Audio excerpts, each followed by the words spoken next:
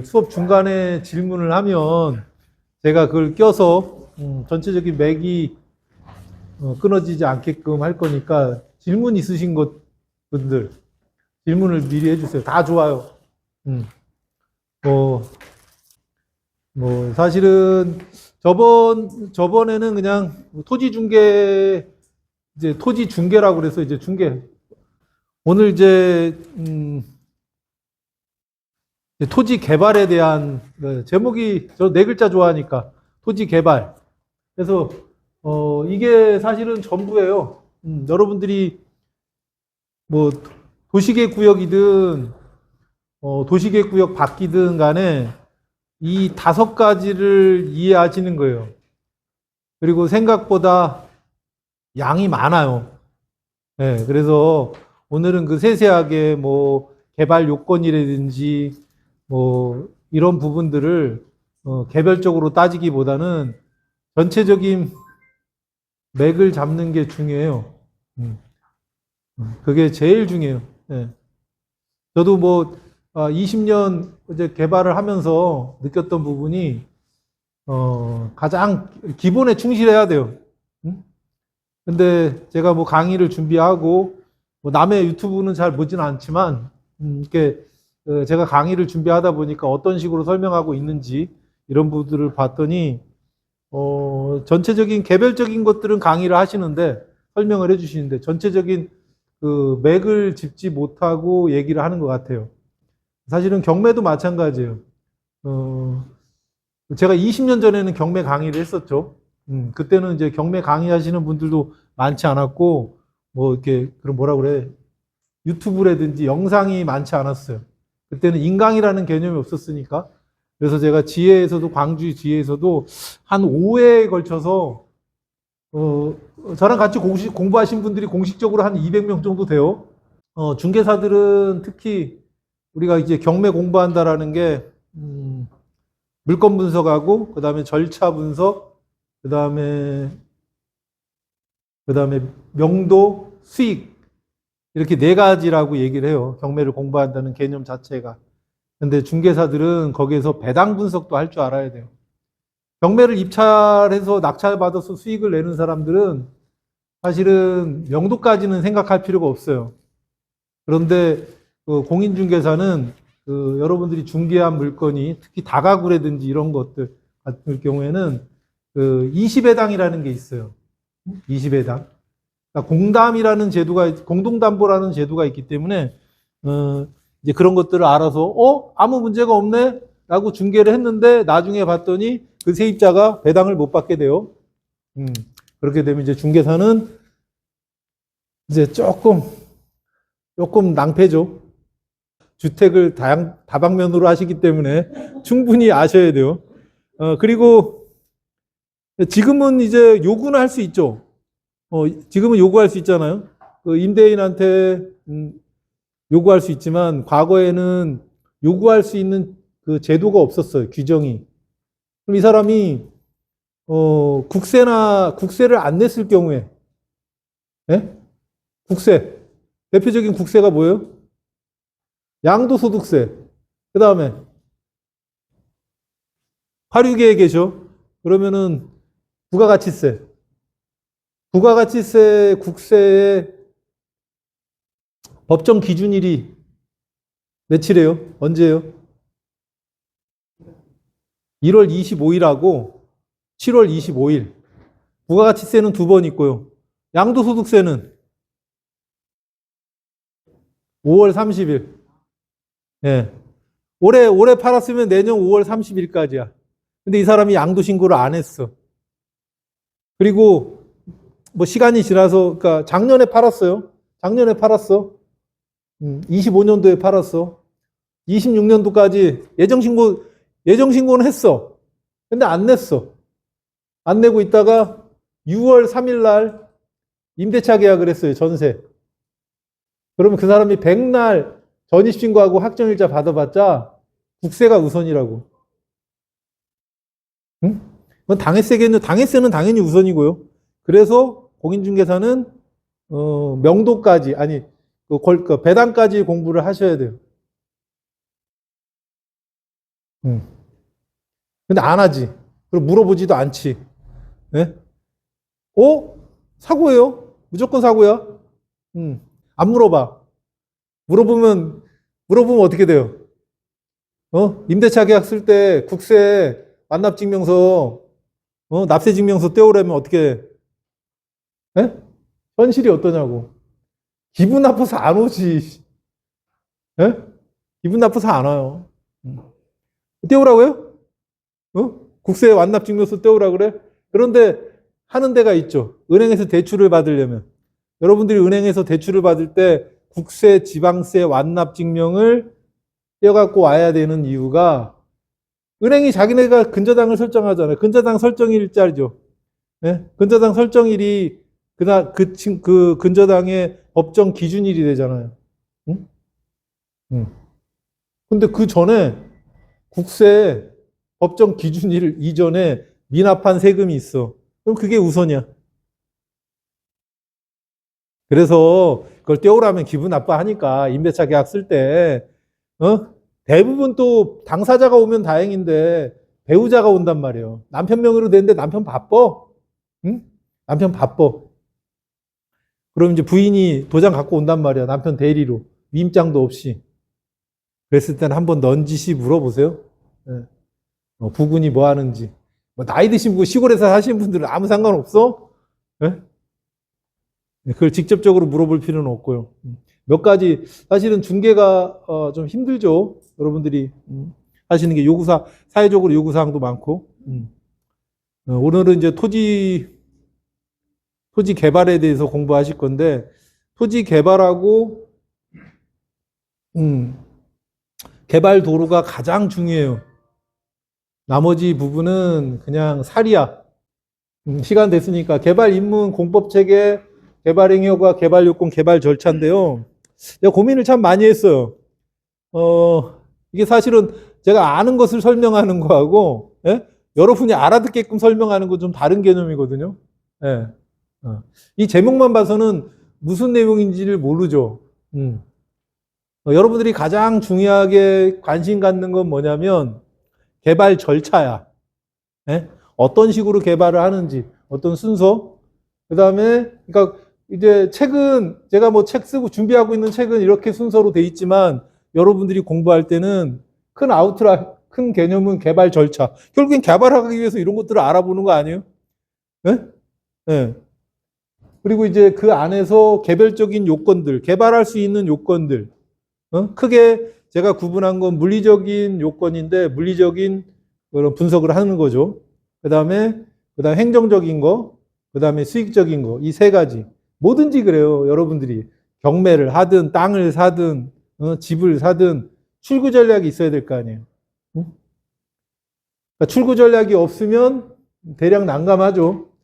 그다음에 이제 공법 체계, 공법에 대한 체계. 그러니까 공법 체계에서 어떤 것들을 이제 부동산 개발과 관련된 공법 체계가 어떤 것들이 있는지, 또 그리고 어떻게 거기에서는 개발행위 허가를 지금 5가지를 얘기하고 있죠. 근데 사실은 토지 개발과 관련해서는 크게 이제 토지 형질 변경, 그다음에 건축 이것만 중요하지 여러분들이 뭐 나머지는 크게 할 건 없어요. 뭐 보시면 알지만 오늘 토지 개발에 대해서 어떤 세세한 내용까지 안다라는 거는 어려워요. 그냥 오늘 딱 개념만 잡으시면 돼요. 개념만. 예. 그러면 거의 여러분들이 토지 개발하고 하시는 데는 전혀 지장이 없어요. 그 개발 입문하는데 이제 제가 얘기한 건 뭐냐면 여러분들이 개발할 때 확인해야 되는 내용들이에요. 용도, 지역, 지구, 구역에서 행위 제한. 예? 이제 그다음에 도로가 있어야 되죠.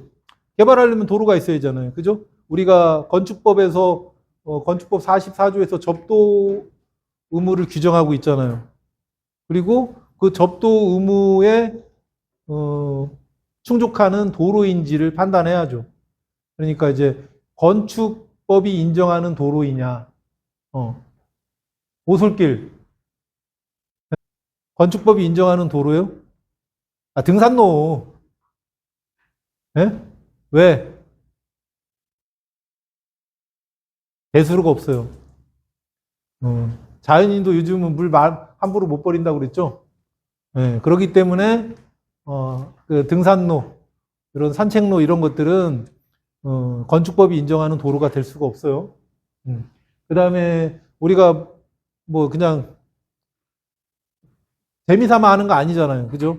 그렇기 때문에 이제 비용, 개발 비용, 땅 매입비도 중요하지만 거기에 들어가는 뭐 각종 부담금이라든지 건축비, 그다음에 토지의 형질 변경비 뭐 이런 것들. 특히 인허가 관련해서 들어가는 비용들이 농지보존 부담금, 대체산림 자원 조성비, 그다음에 개발 부담금 이런 것들이에요. 그래서 지금 제가 주요 개념이라고 하지만 양이 많죠. 그다음 개발 제한들. 그 개발 제한을 뭐 어떻게 보면 용도 지역, 용도 지구, 용도 구역도 제한일 수 있어요. 네. 네. 근데 이제 항상 제가 모든 것이 어두운 면만 있는 게 아니라고 말씀드렸잖아요. 그 중에서 밝은 면을 찾으시면 돼요. 농지법, 농업진흥지역도 어떻게 보면 제한이죠. 우리가 상수원 보호구역이나 개발 제한 구역만 제한이 아니에요. 그죠? 반대로 따지면 상수원 보호구역에서 내가 원 거주자야. 땡큐지. 남들은 못 줘도 나는 지을 수 있잖아요. 이런 상대적인 게 있으니까 그 요건을 정확히 개발 요건이죠. 그 다음에 얘기할 그런 것들을 하시면 돼요. 그래서 내가 개발 제한이라고 한 것은 이러이러한 어떤 법적인 그런 공적인 제한이 있다라는 거 이거를 알라라는 거지 그게 꼭 나한테 불리하다고 볼 수는 없어요. 유리할 수 있죠. 네? 농지도 농지법 32조 1항에서 말하는 그 진흥구역에서 오히려 혜택이 있죠. 무슨 혜택이요? 건폐율을 완화해 주잖아요. 그죠? 우리가 농림지역에서는 20에 건폐율 20에 용적률 80으로 알고 있죠. 근데 농지법 32조 1항에 해당하는 행위 같은 경우는 건폐율 60이에요. 네, 그러니까 오히려 더 좋은 거죠. 그다음에 이제 한지 개발 이렇게 그러니까 제가 이제 뭐 강의를 하는 내용들이 이런 것들이에요, 사실은. 그리고 여기서 말하는 농지하고 산지가 원형지죠. 남이 지어놓은 공장 맨날 중개하는 사람은 개념 필요가 없어요. 네. 근데 내가 뭔가를 하려고 했을 때 그거는 지목이 농지이고 또 하나는 임야이겠죠. 임야도 마찬가지예요. 임업, 어업, 수산업에 관련된 것들은 오히려 임업용 산지에서 혜택이 있죠. 이제 그런 것들에 대한 개념을 오늘 좀 정리하시면 돼요. 개발 절차는 개발 과정, 그 다음에 개발 실무. 개발 실무를 보시면 이제 제가 개발 준비하고 개발 및 건축이라고 해놨는데 우리가 이제 여러분들이 관심하는 게 성격이 급하잖아요. 우리나라 사람들이. 내가 좋은 땅, 일단 인허가 검토가 끝났어. 네? 허가를 받았어. 이건 허가 받은 다음에 얘기예요. 개발을 하고 싶어요. 그럼 어떻게 해요? 일단 시공업체를 선정해야 되겠죠. 뭐 마음에 드는데 한 군데 하셔도 좋고 뭐 두세 군데 하셔도 좋죠. 그래서 견적을 받고 거기서 결정을 하시면 돼요. 그 다음에 이제 내가 직영하지 않는 이상 도급 계약을 잘 써야 돼요. 괜히 그리고 여러분들이 중개사니까 그 이상 관여하지 마세요. 업체 선정이라든지 이런 것들은 알아서 하게끔. 여러분들이 중개를 했는데 거기까지 나가실 필요가 없어요. 좋은 소리를 못 들어. 리베이트 한 5% 받았다 그러면 하세요. 욕 먹을 거니까 어차피. 근데 그렇지 않을 바에는 그냥 인허가까지만 내주고 이 다음은 하실 필요 없어요. 저는 이제 토지 개발을 오늘 수업을 같이 공부하는 거니까 이 부분을 하는 거예요. 응?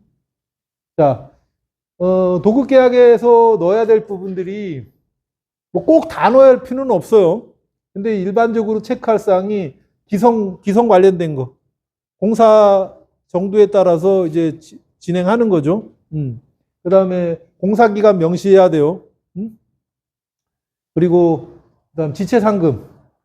공사를 똑바로 제대로 시간 내 안 했을 때는 페널티를 줘야 되겠죠. 그 다음에 설계 변경에 대한 정산. 대부분 큰 공사는 견적 싸게 들어와요. 나중에 공사하다가 녹아요. 그다음 하자담보 뭐 이 정도. 그다음에 이제 개발하고 건축으로 들어가셔서는 순서가 이런 거던데 제가 지금 쓰고 있는 책에 저것을 디테일하게 적어놨어요. 예? 뭐 착공 준비, 뭐 토목공사, 건축공사, 부대공사, 사용승인 이렇게 해놓으니까 간단한 것 같지만, 예? 일반적으로 착공 준비를 하는 것은 뭐냐면 제일 먼저 뭘 할까요? 착공 준비. 예? 아, 이거는 인허가는 다 끝난 거예요. 인허가는 다 끝난 거예요. 인허가는 다 끝났고, 예. 예? 뭘 할까요? 착공 준비. 제일 먼저 하는 거. 예? 인허가 받았어. 이제 져야 되잖아요. 예? 기소? 어디다가? 맞습니다. 예, 착공계를 내야 돼요. 착공 신고하고. 또, 그 다음, 기소? 어디다가? 예? 내 땅인지 너의 땅인지 어떻게 알아요? 그렇죠. 예. 측량해야죠, 측량. 예? 그래서 제가 이따가 마지막에 이제 설명하겠지만, 개발 문서, 실무 문서라고도 해서 뭐 토지 사용 승낙서에 대한 얘기, 뭐 이런 것도 중요한데, 측량을 해야죠, 측량. 예. 측량. 측량이 뭐예요? 우리가 이 측량을 하기 위해서는 우리가 건물을 지을 때는 최소 2번 이상의 측량을 합니다. 첫 번째는, 경계복원 측량을 해요. 응? 좌표를 실질적인 물리적인 구간에 구현하는 거죠. 그럼 와서 빨간 말뚝을 찍어주거든요. 내 땅의 경계, 꺾인 점을 찍어줘요. 그걸 경계 복원 측량을 하고요. 그 다음에 건물이 다 지어지면 이 건물이 그 땅에 똑바로 지어졌는지 제가 공지 개념 말씀드렸죠. 뭐 전면 도로에서는 유보하고 보존 용도에서는 2m를 무조건 떼어야 돼요. 네? 건물이 내 대지 경계에서 2m를 떼어야 된단 말이에요. 근데 그걸 더 붙였대든지, 그 다음 인접 대지 경계하고도 공지 기준이 있거든요. 그걸 못 맞추면 어떻게 돼요? 사용 승인을 못 받죠. 응? 그렇기 때문에 2번을 측량합니다. 2번 이상이라고 제가 얘기한 것은 기술적인 거예요. 그죠? 그 다음에 또 뭐 중간에 큰 땅을 내가 일부를 사서 거기에 개발 행위를 한다. 그러면 이제 분할 측량도 들어가겠죠. 뭐 그 외에도 뭐 지금 지적 재조사를 위한 뭐 측량도 있고 한데 저는 이제 개발과 관련된 측량을 말씀을 드리는 거예요. 음. 음.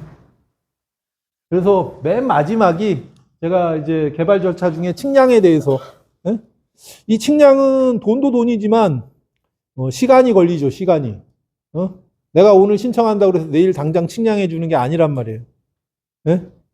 광주처럼 개발 압력하고 개발 수요가 높은 지역에서는 웨이팅, 기다려야 돼. 예? 요즘은 조금 날지 모르겠는데요. 내가 최근에 측량 안 해봐서 20일 정도 기다려야 돼. 측량이. 아, 측량 요즘 금방 나오나요, 측량? 예. 예. 요즘 일 없어요? 예. 그만큼 경기가 안 좋다는 거야. 아, 예. 예. 그런 것들. 그래서 사실은 우리가 개발할 때는 내 자금으로 하는 게 아니잖아. 레버리지를 이용해서 하고 일정을 맞춰야 되다 보니까 그런 것들을 미리 감안해서. 그래서 바쁠 때는 그 경계복원 측량과 분할 측량을 동시에 같이 진행해요. 응? 분할 측량을 신청하고 경계복원 신청을 해서 뭐 그렇게 같이 진행을 하죠.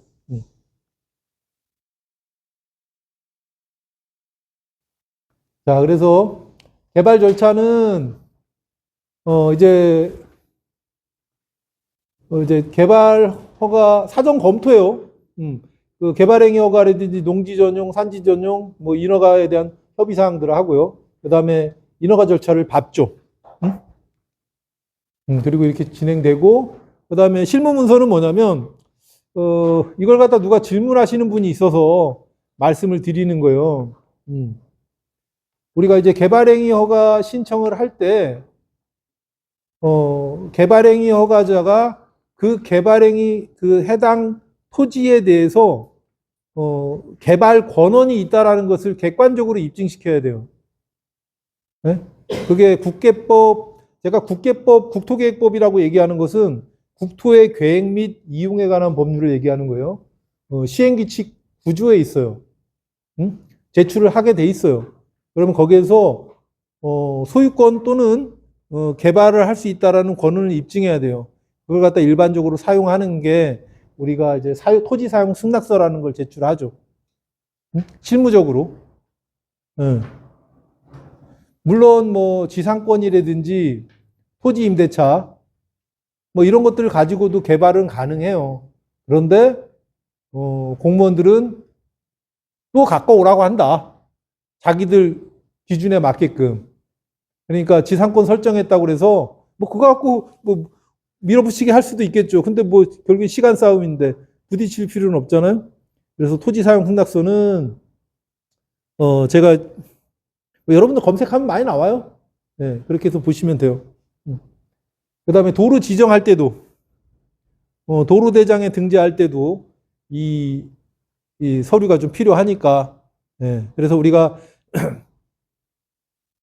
이제 법인이 특히 뭐 개인은 농지로 취득을 했다가 뭐 이번에 이재명 대통령님이 뭐 때려 잡을 것 같은데 분위기는 뭐 저는 그렇게 생각은 안 해요. 예. 민주주의 공화국에서 그렇게 때려 잡을 수는 없을 것이고 좀 겁을 주고는 있는 것 같아요. 그래도 정부 정책에 맞서지 마세요. 정부 정책에 맞서서 제가 좋은 꼴 본 모습을 본 적이 없어요. 예. 예.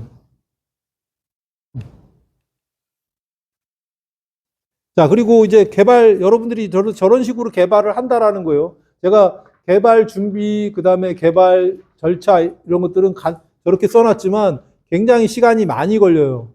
최소 아무리 간단한 걸 지어도 인허가만 한 2개월 정도 소요가 되고요. 그 다음에 물리적으로 하는 것도 한 2개월 정도 걸리죠. 네? 그 이상을 걸리신다고 보면 돼요.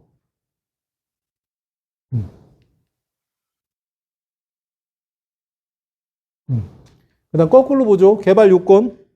제가 이제 공법 체계, 개발행위 허가, 그다음에 개발 요건 이렇게 해놨어요. 개발 요건은 세 가지. 물리적인 요건, 그러니까 분석하는 거죠. 물리적인 분석, 그다음 행정적인 분석, 그다음에 수익적 분석.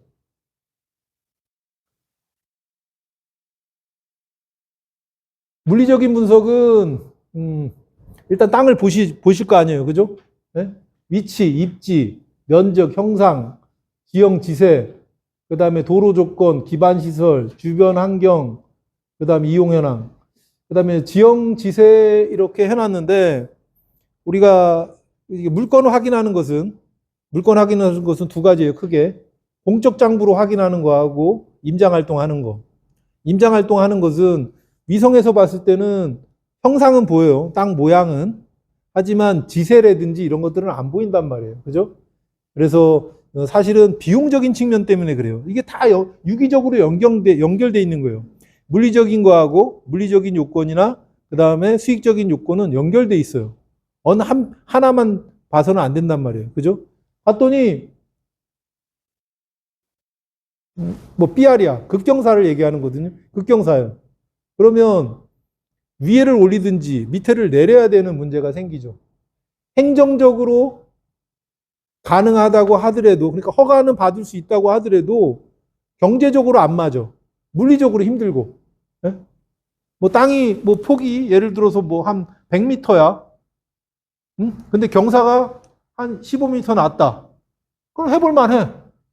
근데 폭도 뭐 한 30m밖에 안 돼. 근데 단차가 15m나 밑에를 올리든지 위에를 내리든지 해야 되는 거예요. 아니면 동네를 다 사서 다 까든지. 내 것만 어떻게 할 수가 없잖아요. 그죠?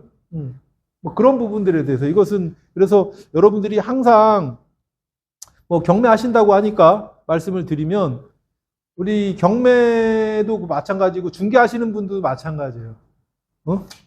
우리가 폐찰 학습을 잘 해야 되거든요. 경매했을 때.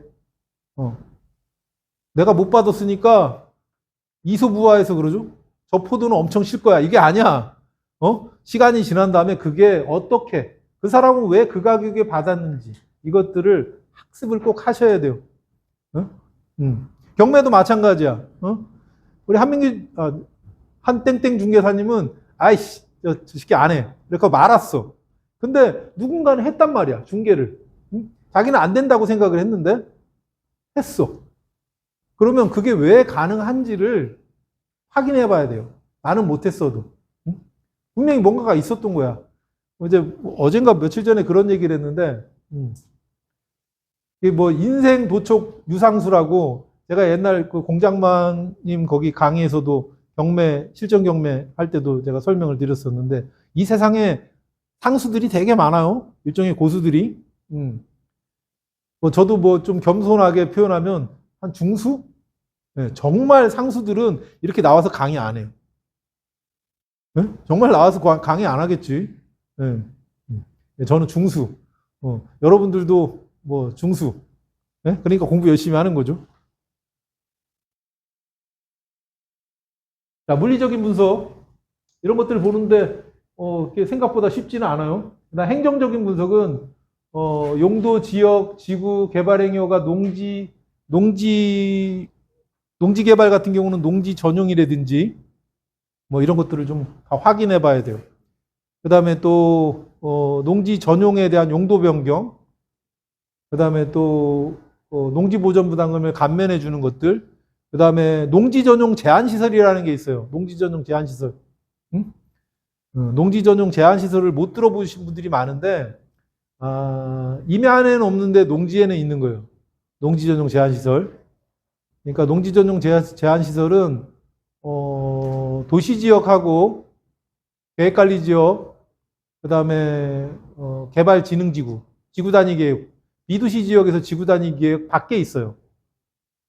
그러니까 굳이 용도 지역을 얘기하면 생산 관리 지역하고 보존 관리 지역, 농림 지역, 자연환경 보전 지역에서는 용도별 건축물의 종류, 그 다음에 개발 규모에 따라서 제한을 해요. 면적에.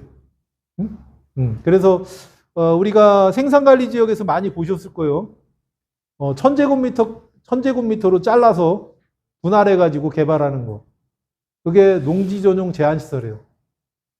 그러니까 대표적인 게 우리가 일종 소매점이나 아니면은 소매점이나 뭐 주로 많이 하는 게 주택, 사무소. 소매점하고 사무소로 많이 잘라서 분할해 갖고 개발하잖아요. 그게 이제 농지 전용 제한 시설에 걸려서 그런 거예요. 그리고 또 얘기 나왔으니까 1000제곱미터 생산관리나 보존관리 지역도 아니고 계획관리 지역인데 1000제곱미터 부지 면적을 1000제곱미터 미만으로 분할하는 경우가 있어요. 어떤 경우죠? 네? 예, 맞습니다. 예. 진입도로가 너비가 4m가 안 되는 거예요. 그래서 분할해서 개발을 하죠. 네. 그건 구분하셔야 돼요. 이게 농지 전용 제한 시설 때문에 1000제곱미터로 잘랐는지 진입도로가 4m가 안 돼서 그렇게 들어왔는지. 그 다음에 이제 환경 관련 검증, 사전 검증이라는 건 뭐냐면 우리가 이제 뭐 이건 공장이라든지 이런 배출 시설 같은 거 할 때 하는 건데 우리가 대기환경보전법, 그다음 물환경보전법, 소음진동관리법, 폐기물관리법 이 세 가지에서 기율을 해요. 그러니까 뭐 여러분들이 소매점이나 주택 짓고 사는 건 전혀 상관없고요. 일정 규모 이상의 배출 시설이 나오는 경우, 좀 전에 얘기했을 때 뭐 폐수나 대기 배출 이런 것들은 눈에 보이잖아요. 근데 이건 아닌 것 같은 경우가 있어요. 예를 들어서 소음진동관리법. 소음진동관리법은 이제 거기서 사용하는 기계의 동력으로 따져요. 대부분. 동력하고 대수. 기준 동력 이하라고 하더라도 곱하기 100대. 이러면 이건 소음진동관리법에 해당이 되는 거예요. 예. 그 다음에 이제 우리가 사전 검토. 공공성, 그러니까 도시계획 심의나 환경영향평가, 사전 재영향성 검토, 교통영향평가 이 네 가지는 공공성 평가라고 보는 거거든요. 이 네 가지를 그렇게 얘기하는데 일정 규모 이상 토지 이제 각 개발 대상마다 좀 다르긴 한데 도시계획 심의는 이제 뭐 우리가 성장관리계획에서 성장관리계획은 이제 예외라고 하지만 사실은 도시계획 심의를 받는다고 하는 것은 일정 규모 이상이라고 보시면 되고요. 그 다음에 이제 대부분 환경영향평가. 환경영향평가는 우리가 대규모 택지 같은 경우는 전략 환경영향평가를 받고요. 그 다음에 일반 5,000제곱미터 이상 용도지역별로 좀 틀리거든요. 보존관리 기준으로 해서 5,000제곱미터, 1,500평이에요. 1,500평 이상 개발을 하려고 하면 소규모 환경영향평가를 받는다. 네? 그 정도 네. 기억을 하시면 돼요. 그럼 소규모 환경영향평가를 받으면 될 거 아니냐?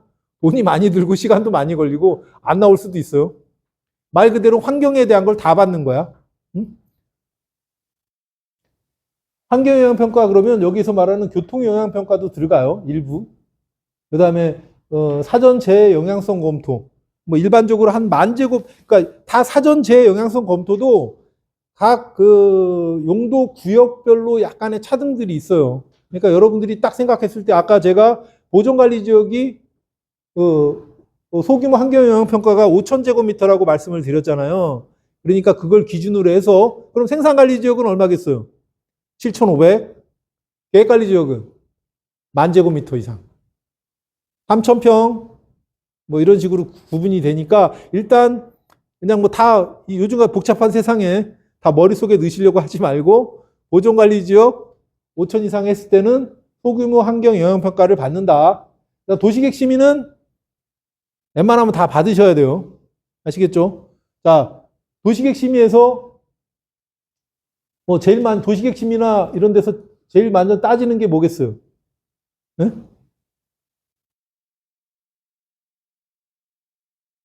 제일 먼저 따지는 게 뭐겠어요? 기반시설.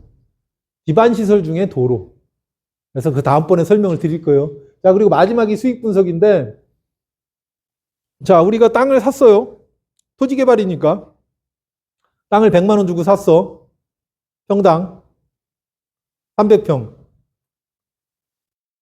300평 100만 원 주고 샀어요. 농지보전 부담금 얼마일까? 예? 예. 예. 예, 어떻게요? 도시지역 내 농지는 예. 도시지역 외 농지는 아, 예.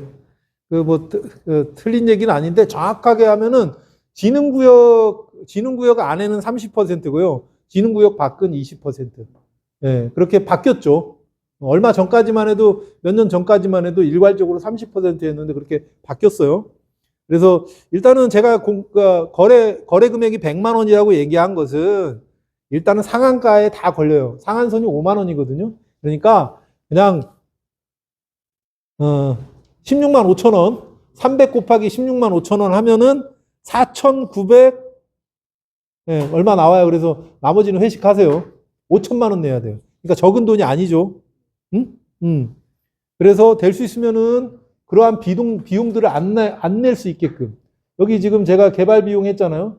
농지보전 부담금, 대체살림 자원 조성비, 개발 부담금. 자, 부동산 이제 뭐 맨 앞으로 이제 처음에 가서 이제 설명을 드리겠지만, 여러분이 부동산을 개발한다라는 개념, 토지를 개발한다는 개념을 이제 제가 이제 뭐 처음이니까 오늘 하고 조금 지나서 물어볼 겁니다. 여러분한테. 여러분들은 도대체 토지 개발, 토지 개발을 어떻게 생각하는지에 대해서. 그 다음에 이제 개발 비용, 인허가 비용 뭐 토목에 관련된 거라든지, 토목 설계에 대한 거, 뭐 이런 것들 비용이겠죠. 그 다음에 금융 비용. 여러분들이 돈을 빌릴 거 아닙니까? 내 돈도 비용인 거예요. 예? 기회비용이라는 게 있으니까. 그 다음에 이제 사업 수익은 뭐 단순하게 생각해서 총 매출, 총 비용, 그 다음에 개발 이익, 그 다음에 투자 수익률이 이렇게 계산되겠죠. 그냥 단순하게 계산하시면 돼요. 예? 예. 뭐 여러 가지 투자 수익률을 계산하는 법이 있는데 뭐 그렇게 복잡하게 안 하셔도 돼요. 이런 거 같은 경우는. 그 다음에 이제 제일 중요한 게 뭐예요? 분양 또는 매각 가격. 여러분들이 항상 땅을 살 때 출구 전략이 바로 이거예요. 네? 토지를 개발해서 뭐 임대를 놓으셔도 좋죠. 내가 굳이 뭐 땅 사고 뭐 하고 해서 5억 정도 들어갔어요, 돈이. 네? 그런데 이걸 팔면은 6억이래. 네? 6억 정도 받을 수가 있대요. 근데 임대를 했더니 한 달에 1,000만 원씩 받는데 팔아요, 말아요? 안 팔죠. 뭐하러 팔아요? 그 이자 받는 돈으로 월세 받는 돈으로 다른 거 하지. 응? 뭐 그런 거예요. 여기도 얘기했지만 그런 얘기예요. 결국엔 이 세 가지를 따져서 개발 여부를 판단하는 거죠.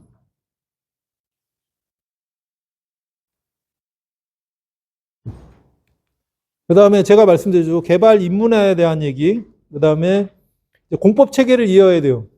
자, 제가 왜 개발 절차하고 개별 요건, 그 다음에 개발행위 허가에 대해서는 설명을 안 했지만, 그리고 나서 이제 공법을 이해해야 돼요. 공법 체계. 응? 우리가 가장 기본이 되는 것, 여러분이 농지를 개발하든 산지를 개발하든 기본이 되는 것은 국토계획법이에요. 국토의 계획 및 이용에 관한 법률. 그거는 뭐하고 같냐면 여러분이 민법을 공부하셨잖아요. 민법 총칙하고 똑같아요. 네? 공부를 쭉 하셨어. 민법 총칙. 어려워. 처음 보면 민법 총칙이. 뭐 사람에 대한 것도 나오고 법인에 대한 것도 나오고 뭐 조건에 대한 것도 나오고 권리 의무가 뭔지 이런 거에 대한 그런 원론적인 얘기가 나와요. 그리고 쭉 공부를 하시고 맨 나중에 다시 공부하는 게 민법 총칙이에요. 똑같아. 국계법도. 그래서 국계법은 제가 도로 설명할 때도 말씀드렸지만 일단은 개발행위허가에 대한 대상에 대한 것들, 그 다음에 개발행위허가 기준을 국계법에서 명시하고 있어요.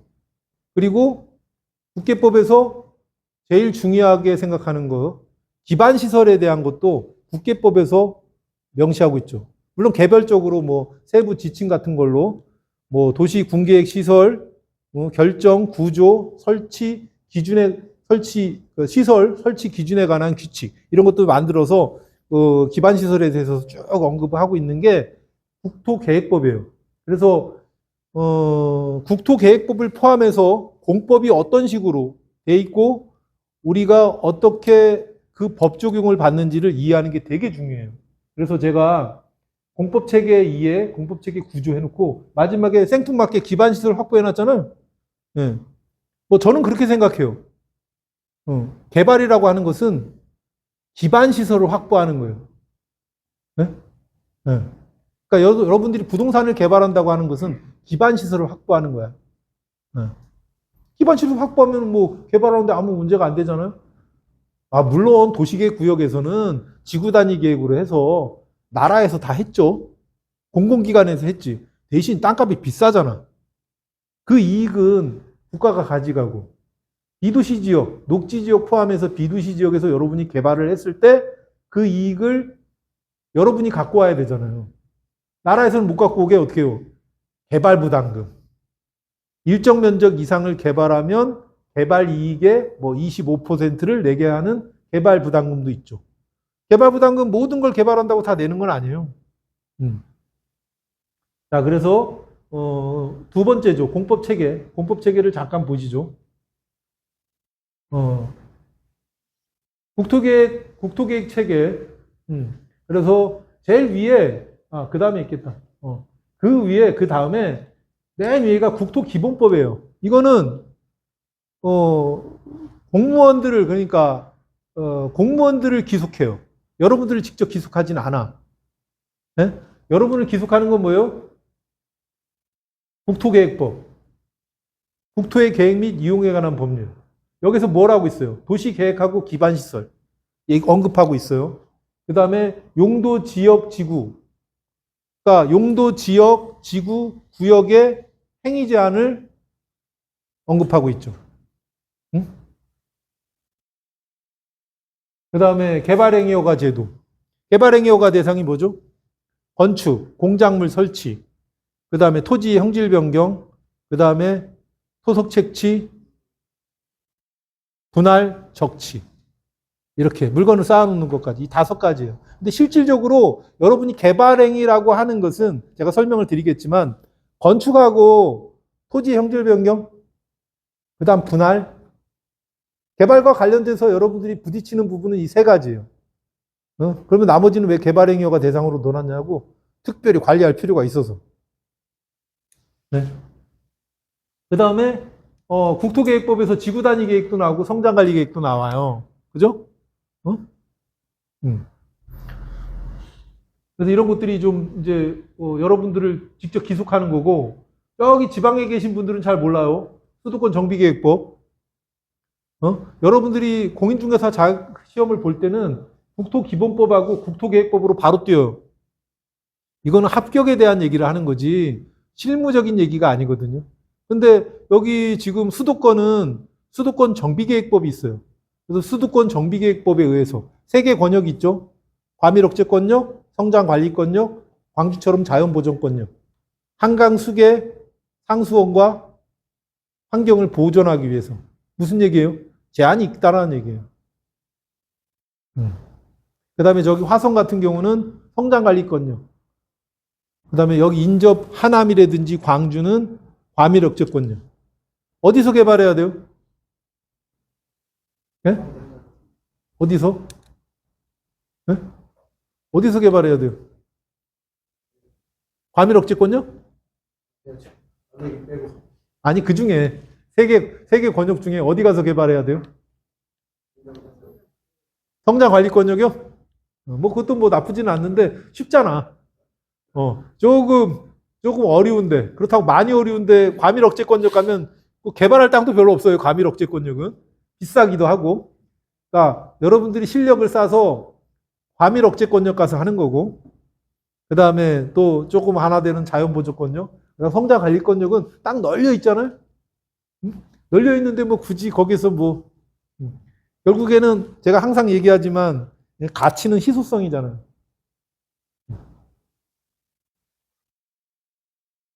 그리고 이제 국계법에서 각 지자체 실정, 지자체마다 틀리잖아요. 지금은 이제 인구 소멸이 얘기하잖아요. 인구 소멸을 얘기하고 있기 때문에 이것을 전국적인 걸로 똑같이 적용하면 안 되잖아요. 그러다 보니까 국계법에서, 국토계획법에서 이 지자체, 도시계획조례하고 건축조례, 도시계획조례로 많은 것을 넘겨놨어요. 니들 지자체 실정에 맞게끔 해라. 네? 근데 그 지자체 실정이 다 틀리단 말이에요.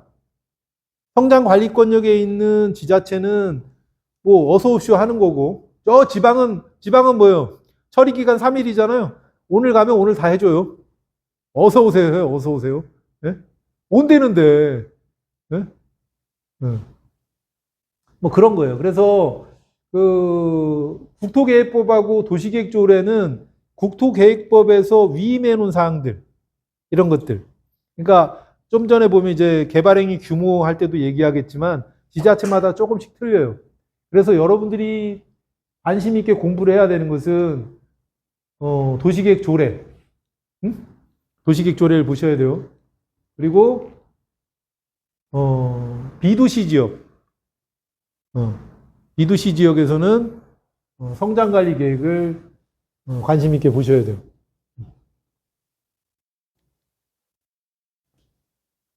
자, 공법 체계는 국토계획 체계는 국토 이익과 개발은 국가의 계획 체계에 의해서 관리한다. 맞죠? 그다음 법책에 적용하는 것은 법률 시행령. 우리가 법령이라고 하는 것은 법률과 시행령을 얘기하는 겁니다. 아시겠어요? 네.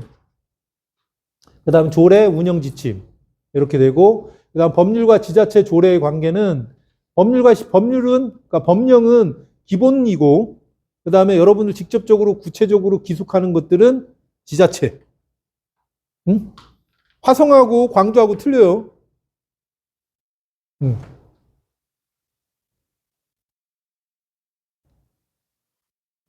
그다음 기반시설. 잘 안 보이죠? 응? 뭐 이 정도는 여러분들 치매 예방과 건강한 노후 생활을 위해서 이 정도는 좀 외워주시는 게 좋아요. 네? 하나하나 음미하시라고. 제가 여러분 부동산 전문가가 되는 데서 가장 중요하다고 한 부분이 뭐죠? 용도별 건축물의 종류. 결국은 여러분들이 개발하는 거 그냥 나대지 만들 거 아니잖아요. 그죠? 그게 또 전부가 아니에요. 뭐 여기 다 중개사님이시긴 한데, 제가 얘기했잖아요. 중개 잘해가지고 부자 됐다는 소리 못 들었고, 어쩌다가 부자 됐다는 사람을 딱 이렇게 했더니 욕 되게 많이 먹고 있더라고. 네? 네. 그러니까 여러분들이 부동산 그 개발 전문가가 돼서 그걸 좀 다 제대로 하시려고 생각하시면 돼요. 자, 그 중에서 여러분이 결국에 됐잖아요. 아까 내가 부동산 개발을 한다라는 것은 기반 시설을 확보하는 거예요. 네? 어떻게 확보해요? 기반 시설이 있는 곳에 가야죠. 근데 기반 시설에 있는 곳이 가려면 어떻게 해야 돼요? 돈이 많이 들지. 거긴 땅이 비싸잖아요. 기반 시설이 다 갖춰 있단 말이야. 도로도 넓고 상수도 하수도가 다 깔려 있어요. 거긴 비싸. 응? 비도시 지역, 녹지 지역과 비도시 지역에서 내가 기반 시설을 확보하는 거예요. 부동산 개발은. 응? 제일 중요한 거 뭐? 도로. 공지도 있으면 좋죠. 그 다음에 뭐 나머지는 그거밖에 없어요. 교통시설하고 환경기초시설, 하수도. 어? 그러니까 여러분들이 이런 걸 쭉 보라고요. 이건 도시 기반시설이고, 도시계획 결정으로 한 것을 도시계획 시설이라고 얘기를 해요. 네? 네. 기반시설의 정의가 뭘까요? 도시 기능을 유지하는 모든 시설을 기반시설이라고 얘기를 해요. 네? 그 중에 대표적인 거, 비도시 지역에서 집 하나 짓고 사는데, 뭐, 수도하고, 하수도만 있으면 되지. 뭐 더 필요한 게 뭐가 있어요? 도로 한 6m면 뭐 훌륭한 거 아닙니까? 근데 그것을 못 갖추잖아요. 그것을 갖췄냐, 못 갖췄냐. 이렇게 보시면 되죠.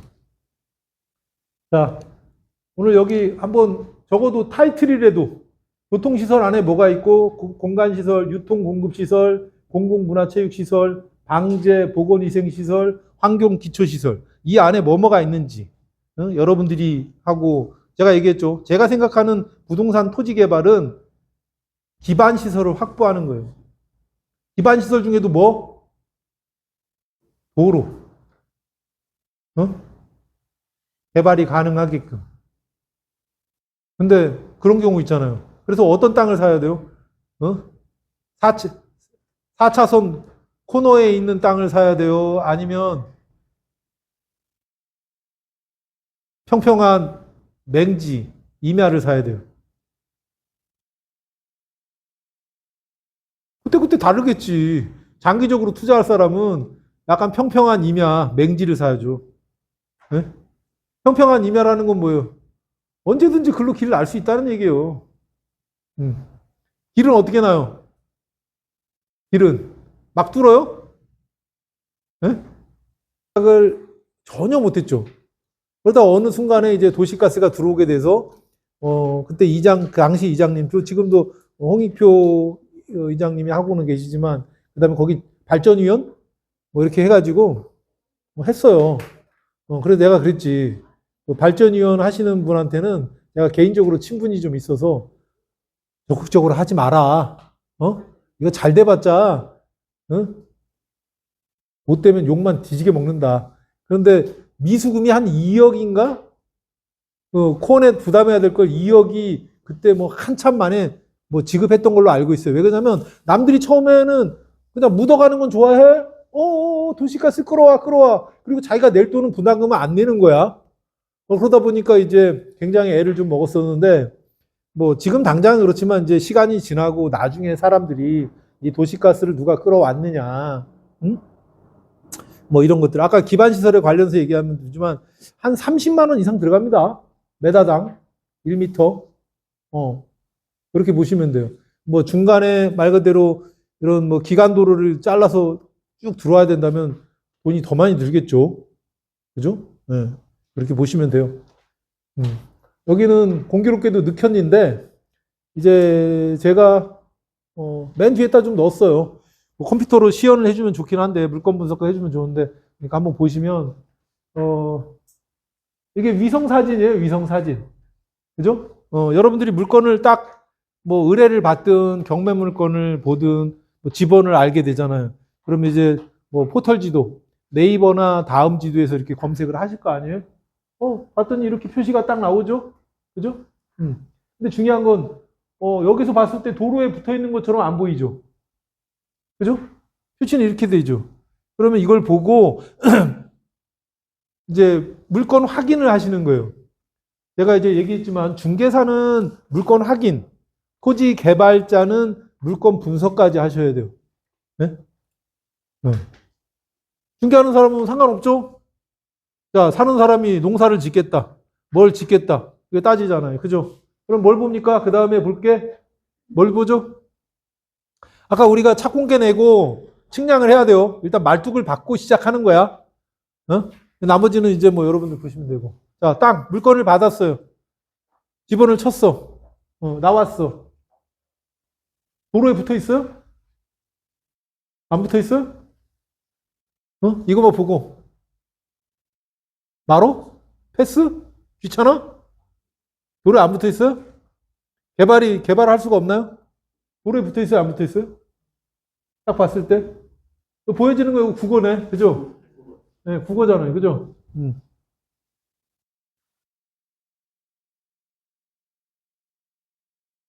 이게 지금의 모습이에요. 네. 이게 지금의 모습이야.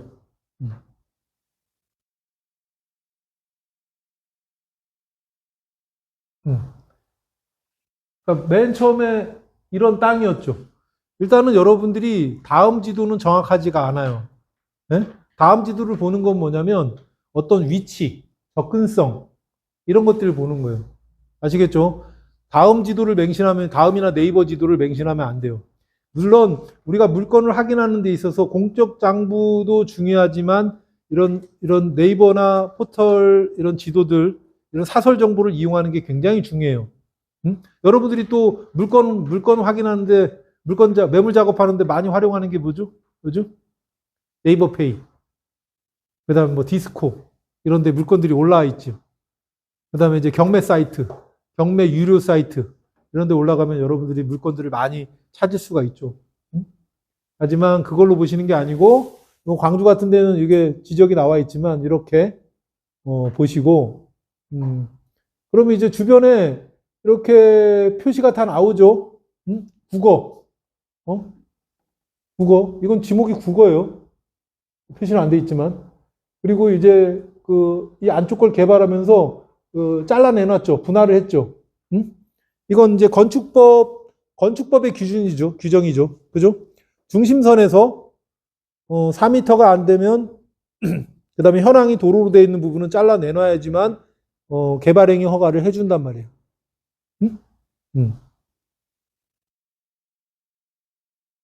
그리고 또 161-6번지 옆에 131-16 죄송해요. 제가 이게 멀리 눈이 안 보여요. 131-6번지 옆에 131-16번지 했죠. 뒤에 땅이 원래 맹지였어요. 네?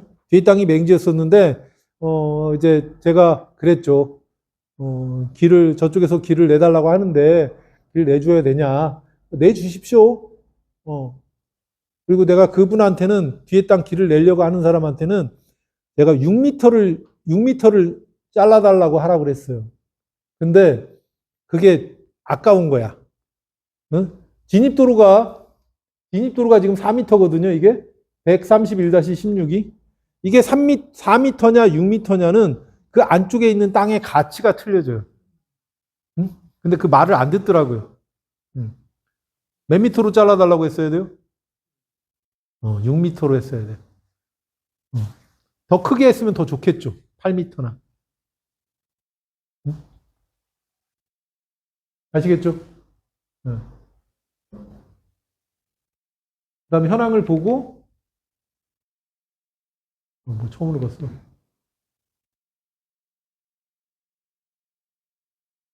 슬라이드로. 내가 잘못 눌렀어. 뭐 이렇게 봐도 다 보이죠? 마지막으로 눌러버렸어.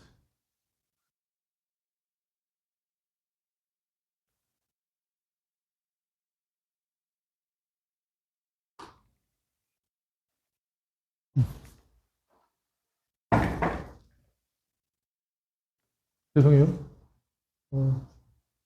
제가 조금 예민해서요. 저기 전화 받으러 왔다 갔다 하면 제가 이걸 막 연습해 갖고 여러분한테 강의하는 거 아니기 때문에 여러분들이 손해야. 여러분들이 왔다 갔다 하면 여러분들이 손해거든요. 저야 그냥 시간 보내면 돼요. 그러니까 그건 전화는, 이런 강의를 제가 잘나서가 아니고 아무 데서나 못 듣는 강의예요. 네. 제가 대학원에서 전공도 했지만 교수님들이 다 알 것 같죠? 몰라요? 네. 그 다음에 제가 항상 얘기하는 거지만 중개사는 뭐예요? 땅만 잘 팔려고 하죠. 지어진 것만 잘 팔려고 하고. 건축사는 건물 크게 지으려고 하죠. 최대한. 비싸게 설계하죠. 넓게. 토목은요. 멋지게 인허가도 낼 수는 있는데 그분들은 출구 전략이 없어. 제가 여러분하고 공부하는 건 아까 말한 것처럼 기반 시설을 확보한다는 개념이에요. 여담으로 여러분들이 생각하는 토지 개발은 뭐예요? 우리 땅을 사서 비싸게 팔아요?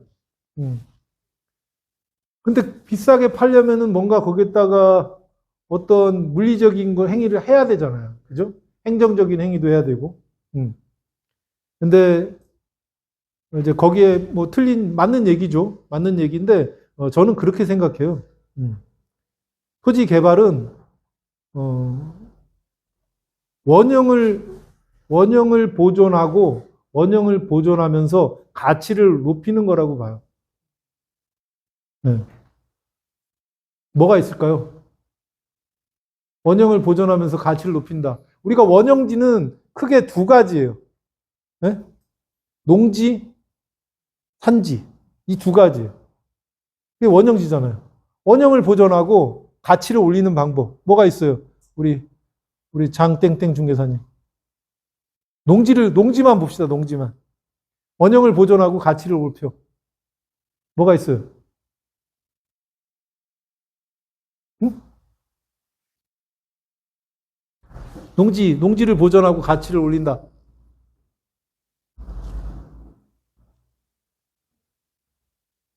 네? 염전은 뭐예요? 염전? 우리가 소금을 천일염 생산하는 거 뭐예요? 광업이요? 농업이요? 네? 뭐요? 염전. 천일염 생산하는 거. 염전에서 청일염 생산하는 건 뭐예요? 갑자기 궁금해져요? 응? 수산업이에요.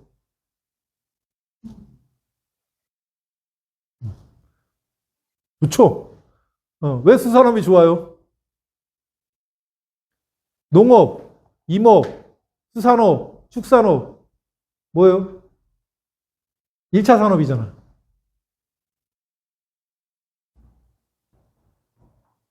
1차 산업은 요즘 트렌드가 2차 산업은 6차 산업이에요. 이게 제가 여러분한테 하고 싶은 말이에요. 무조건 땅을 사서, 임야를 사서, 깎아내고, 우리가 절토라고 하거든요. 그게 능사는 아니라는 거예요. 네. 돈을 안 들이고 물리적인 현상 없이 가치를 상승시킬 수 있는 거. 농지도 마찬가지고. 근데 굳이 그걸 농지보존부담금을 내고 대체산림 자원조성비를 내고 또 개발부담금을 내고 개발을 해. 당초 생각한 대로 30만 원짜리 사갖고 이것저것 해가지고 100만 원에 팔았어. 우리 안영진 중개사님 30만 원짜리 사서 30만 원짜리 땅도 없지만 30만 원짜리 땅을 사서 100만 원에 팔았어요. 얼마 남아요? 이익률. 생각 안 해보셨어요? 제 경험치로는 20에서 30% 정도 남아요. 네? 땅 사서 팔고 뭐 하는데 한 1년 정도? 20에서 30% 남아요. 지금 20에서 30% 남을까요? 남아요? 지금은 20% 미만일 거예요, 아마. 그러다가 잘못 계산했다. 또 기간이 엑시트하는데 시간이 좀 걸렸다. 그럼 이제 손해 보는 거죠. 누구만 돈 벌어요? 누구만? 여러분 중개하신 분하고 그 다음에 개발업자, 시공업체만 돈을 벌게 돼요.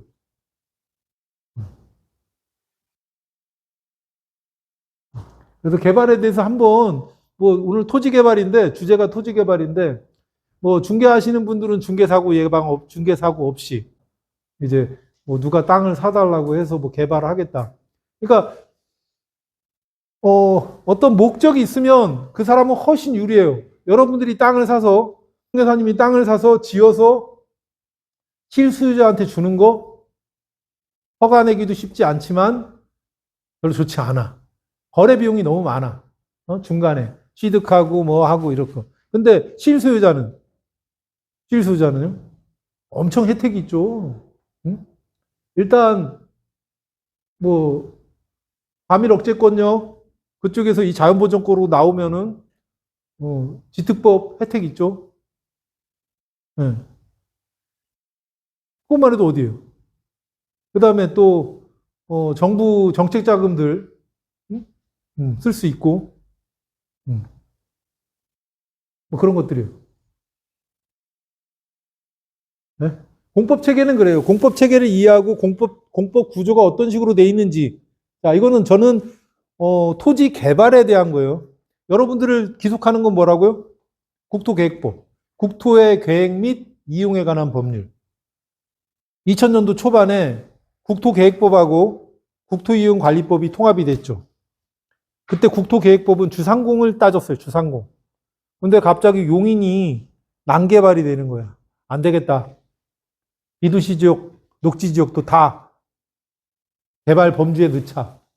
해서 국토계획법이 시행이 된 거죠. 응?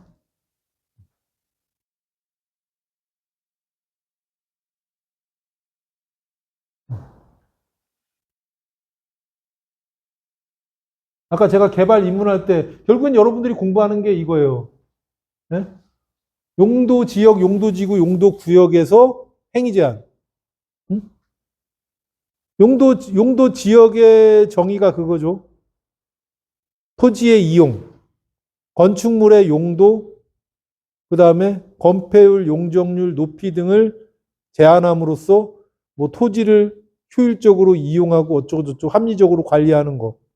중복되지 않게 한다. 이게 용도지역의 정의잖아요. 용도지구는 용도지역의 제한을 강화하거나 완화해서 하는 거. 그 다음에 용도구역은 용도지역과 용도지구의 행위 제한을, 건축 제한을 강화하는 그런 개념들이잖아요. 네? 그래서 여러분이 토지 이용 계획 확인은 아까도 봤지만 쭉 보면 이제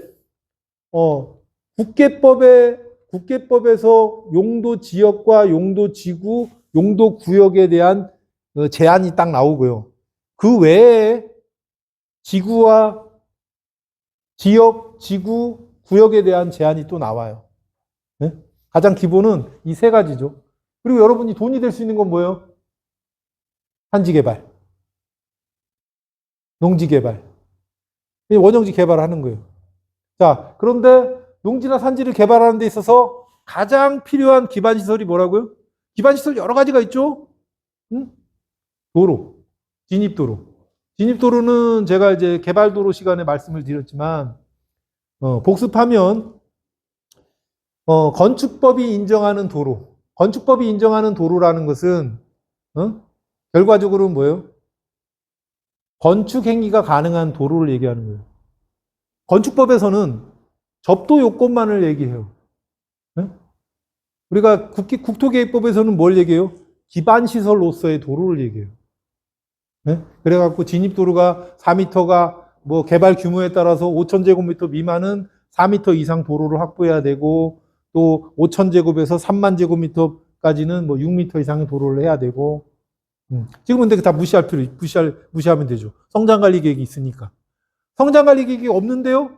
아, 그거 별로 가치 없는 거야. 성장관리 계획은 어디서 만들어줘요? 녹지 지역과 비도시 지역의 개발 압력이 높은 지역에서, 개발 수요가 많은 지역에서 해요. 결국은 개발 수요도 없는데 그거 땅 사서 뭐 할 거예요? 가치도 없는 거지. 네? 그래갖고 화성 같은 경우는, 선형으로 그 성장관리 계획이 잡혀 있어요. 뭐 지방도나 뭐 시도를 따라서 워낙 넓으니까 광주는 농림지역하고 농림지역 자연환경 보전지역 없죠. 농림지역 빼고는 다 있어요. 성장관리 계획이. 성장관리 계획 없다. 그럼 땡큐인 거지. 빠진 거지. 좋은 거지. 성장관리 계획은 뭐예요? 말 그대로 녹지 지역하고 비도시 지역에서 난개발이 일어나는 거야. 난개발은 정의가 뭐라고요? 기반시설이 없이 개발이 이루어지는 거. 그 기반시설은 뭐예요? 도로. 도로 없이 개발을 하니까 난개발이라고 보는 거예요. 그러니까 부랴부랴 성장관리 계획을 만들어서 성장관리 계획이 없으면 적어도 공장이나 제조업소는 못 짓는다. 이렇게 된 거죠. 어디서? 계획관리 지역에서. 생산관리 지역에는 없어요. 참고로. 그래서 여러분들이 할 때는 뭐예요? 생산관리 지역에 관심을 가져라. 그래서 뭐 그냥 오셨으니까 맨날 반복적인 거지만 돈이 되는 건 뭐예요? 농림지역이나 생산관리지역, 보존관리지역에 하수처리구역 냈지요. 그게 돈이 된다. 아, 계획관리지역에 냈지요? 아, 근데 그거 비싸잖아. 계획관리지역에, 아니, 어차피 식품공장 할 건데, 예? 국내산 농산물, 농수산물을 주 원료로 하는 식품공장 할 건데, 뭐 계획관리지역이 필요해요? 땅값만 비싼데. 생산관리지역이나 보존관리지역, 농림지역, 이게 냈지요. 땡큐지. 그럼 어떻게 돼요? 정부 지원도 많고 60% 짓고 네? 이렇게 하는 거죠. 그래서 여러분들이 놀지 마시고 이렇게 서칭을 쭉 하세요. 광주 좋잖아요. 생활지를 웹포탈 틀어놓고 내 지역 표시. 응? 응. 조금 있으면 이제 AI가 그거 이제 에이전트 AI가 해줄 거예요. 야 찾아봐. 네. 응? 찾을 거야. 지금은 못 찾죠 아직은. 근데 에이전트 AI가 찾아주면 뭐예요? 여러분이 명령을 못 하는데. 뭐뭐뭐를 하라고 얘기를 해줘야지 걔들이 하지. 응? 자, 여러분이 이제 공부 저하고 제가 이제 매달 두 번째 월요일 날 이제 공부를 할 건데, 사실은 개발도로하고 토지 개발 이것만 하면 끝이에요. 나머지는 다 살이야. 예? 여기서도 마찬가지잖아. 개발 제한에 대한 거. 이제 제가 개발 제한에 대한 것들, 개발 비용, 개발 제한, 농지 개발, 산지 개발 이렇게 할 건데 가장 기본은 토지 개발인 거예요. 그리고 토지 개발을 하는 데 있어서 건축법에서 접도 요건을 규정하고 있기 때문에 4m 이상 예외는 있지. 예외는 있지만 4m 이상의 도로에 접해야 돼요.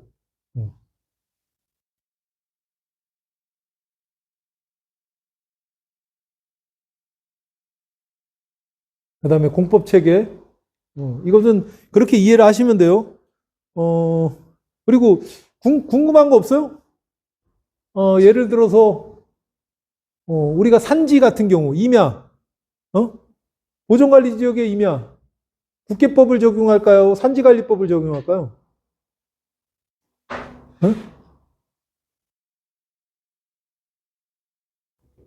국계법? 1번 국계법, 2번 산지관리법. 산지관리법이요? 자, 틀려야 돼. 정확히 알아야 돼. 자, 1번 국토계획법으로 적용한다. 보존관리 지역의 임야를 개발할 때 국토계획법을 한다. 1번. 그 다음에 2번 산지관리법이다. 자, 1번 손 드세요. 자신 있게. 한 명이야? 2번 산지관리법이다. 자신 있게. 뭐야, 우리 손을 왜 안 들어요? 예? 일보전 선지에서는 국계법을 예. 임업용 산지관리법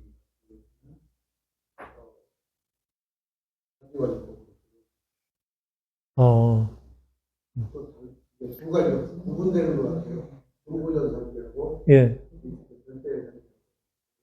예. 그 개념을 좀 잡기가 쉽지는 않죠. 이제 법에서는 그렇게 돼 있어요. 뭐라고 돼 있냐면, 예? 법에서는, 농업, 임업, 축산, 축산이, 수산업이라는 표현은 안 나오지만 다 같은 계열이야. 1차 산업. 1차 산업을, 토지 형질 변경을 수반하는 1차 산업을 할 때는 산지관리법에 따라요. 응? 어디? 생산관리, 보전, 농림지역, 자연환경 보전지역에서. 그 말은 무슨 말이냐면 여러분이 선택하시면 돼요. 그리고 생각보다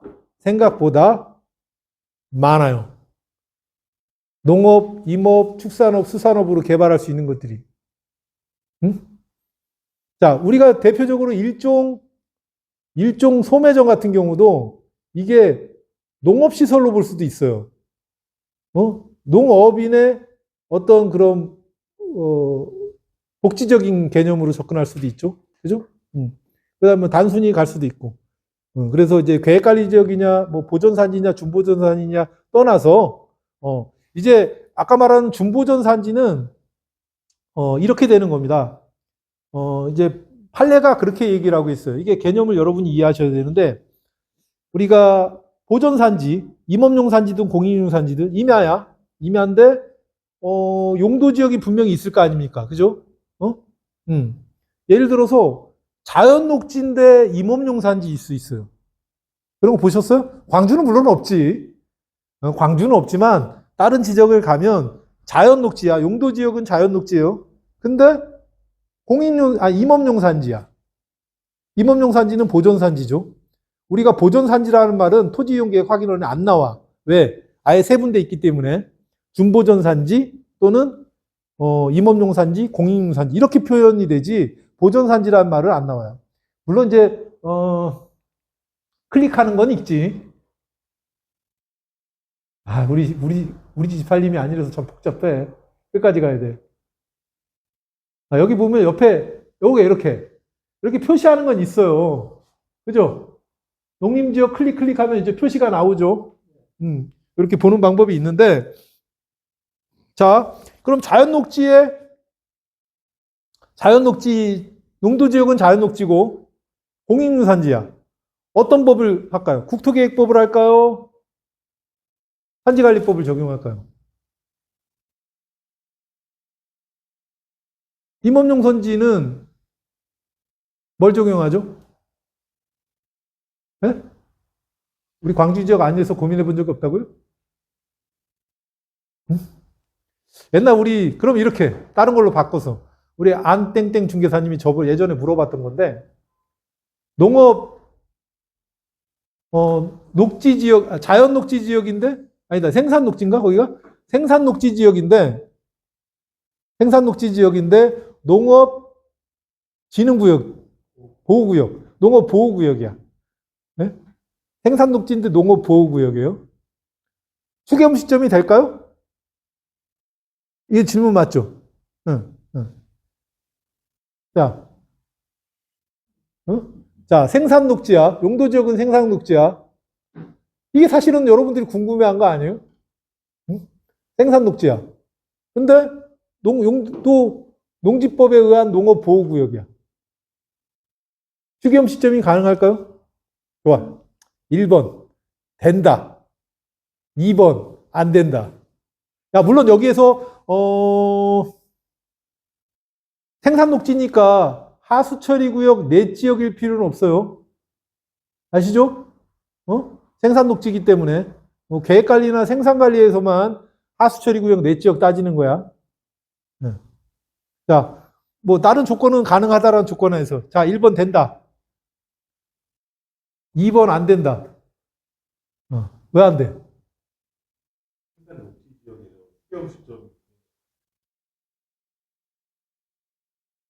그건 된다고, 그건 전제하에. 네. 2번이 뭔데요? 네? 네. 1번? 된다고? 300제곱미터 미만. 일반 생산 녹지에서는 그러니까 농업보호구역과 농업진흥구역은 농업진흥지역이에요. 그죠? 농업진흥지역. 맞죠? 응? 그러니까 농업진흥지역에서는, 농업진흥지역이라는 표현도 안 나오지. 아예 둘 중에 하나가 나오지. 우리가 강학상 농업진흥지역이라고 표현을 하는 거지. 실제로 토지이용계획 확인원에는 농업진흥구역, 농업보호구역이라고 표시가 나오죠. 그죠? 결론은 안 되죠. 네? 일단은 생산 녹지에서는 가능해요. 근데 농업보호구역은 뭐예요? 그러니까 농지법을 적용받아서 안 되는 거예요. 네. 그죠? 자, 이거는 어떻게 해석하시면 되냐면, 판례인데, 머리가 좋으신 분들은 잘 기억했다 하세요. 입법 목적을 달리하는 법률들이, 자, 입법 목적을 달리하는 법률이라는 것은 농지법하고 국토계획법은 입법 목적이 틀리죠. 그죠? 달리하는 법률들이 휴게음식점 설치에 대한 각각의 요건을 규정하고 있죠. 농지법에서는 안 되죠. 국회법에서는 되죠. 국토계획법, 생산독지에서는 되죠. 자, 국토계획법에서는 돼요. 농지법에서는 안 됩니다. 그죠? 농업보호구에서 휴게음식점 안 되잖아. 그죠? 자, 국토계획법이 농지법보다 우선해서 배타적으로 적용된다고 해석되지 않는 이상, 야, 국계법이 우선이야, 농지법보다. 라고 해석되지 않는 이상, 휴게음식점이 각각의 요건에 해당되잖아요? 여기서는 되고 여기서는 안 되잖아요. 그죠? 그럼 뭐요? 각각의 법률을 적용한다. 그래서 안 된다. 둘 다 허용해야지만 된다. 응? 근데 정말 안 될까요?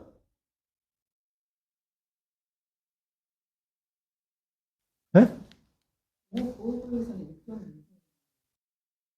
일정 근생은 되는데 용도 지역에서는 안 되죠. 농업보호구역에서는 휴게음식점은 안 돼요. 자, 근데 되는 경우가 있잖아요. 뭐예요? 6차 산업. 6차 산업. 자, 농지법 32조 1항을 잘 보시면 32조 거기를 보시면 농업보호구역에서 가능한 것들이 있죠. 휴게음식점이 가능한 것들이 있어요. 그걸로 허가를 내시면 돼요. 국회법은 오케이야. 근데 여러분들이 일반적인 음식점을 하려고 하니까 안 되는 거예요. 그렇죠. 예, 맞습니다. 예. 그렇게 접근하시는 거예요. 그래서, 자, 아까 제가 말씀드린 것처럼 돈 안 들이고, 일부러 성질 변경을 할 필요가 없어요. 돈 들여서. 그냥 원형 보존해서, 가치 올리고, 또 거기에서 굳이 개발해서 팔려고 할 필요가 없어요. 응? 내가 개발해서 팔을 때 수익률이 20% 나요. 응? 근데 거기를 내가 쓰면 한 달 수입이 한 5억 투자해갖고 1,000만 원씩 나오는데 중개업 때려치지, 그지? 네? 5억 투자해서 1,000만 원씩 나오는데 친구라도 꼬아갖고 퇴직하는 친구 꼬아서 그 사업을 하지 뭐하러 힘들게 개발해요. 여러분이 개발을 안 해봐서 그런데 개발에서 가장 힘든 부분이 뭐예요? 개발할 때 땅을 사서 뭘 지어서 내가 팔려고 이제 개발을 해요. 아까 말한 대로 인허가는 다 받았어. 인허가 받는 것도 어렵지만 인허가를 받았어. 지금 개발, 토지 형질 변경하고 토목공사하고 건축공사를 하려고 해. 뭐가 힘들어? 민원. 예기치 못한 민원이 발생합니다. 그래서 여러분들이 개발할 때도 마찬가지고요. 자, 이렇게 해서 우리가 이제 요거 나왔으니까 넘기기 힘드니까 얘기하죠. 자, 토지 이용 계획 확인을 보잖아요. 그러면 옆에 있는 생산관리지역, 농림지역 저걸 다 클릭해 보시면 표시가 나와요. 어떤 땅은 농림지역하고 생산관리 이렇게 두 개가 나오는데 실질적으로 얼만큼이 농림지역이고 얼만큼이 생산관리지역인지 국계법에도 나오죠. 2개 이상의 용도지역에 걸치는 경우 건폐율, 용적률, 그 다음에 건축 제한에 대한 규정이 나오죠. 네? 그걸 따져보기 위해서. 여기서 광주는 3종 세트가 뭐라고요? 공장 설립 승인, 배출시설 설치 제한, 특별대책지역. 하나가 어디 있지? 자연보존권역. 저 위에 있네. 자연보존권역, 공장 설립 승인지역, 배출시설 설치 제한지역, 특별대책지역. 특별대책지역은 상수원 관리지역 중에 하나죠. 상수원 보호구역, 수변구역, 특별대책지역. 그래서 좋은 거예요. 광주는. 물이 깨끗이 관리되고 있습니다. 그리고 어떻게 좋아요? 환경이 좋지. 여기 김포나 화성이나 이런 데 가면 그 또랑이라고 그러죠, 또랑. 또랑이 썩었어. 네? 광주는 또랑 깨끗하잖아. 마시지는 마. 마실 정도는 아니지만 깨끗하죠.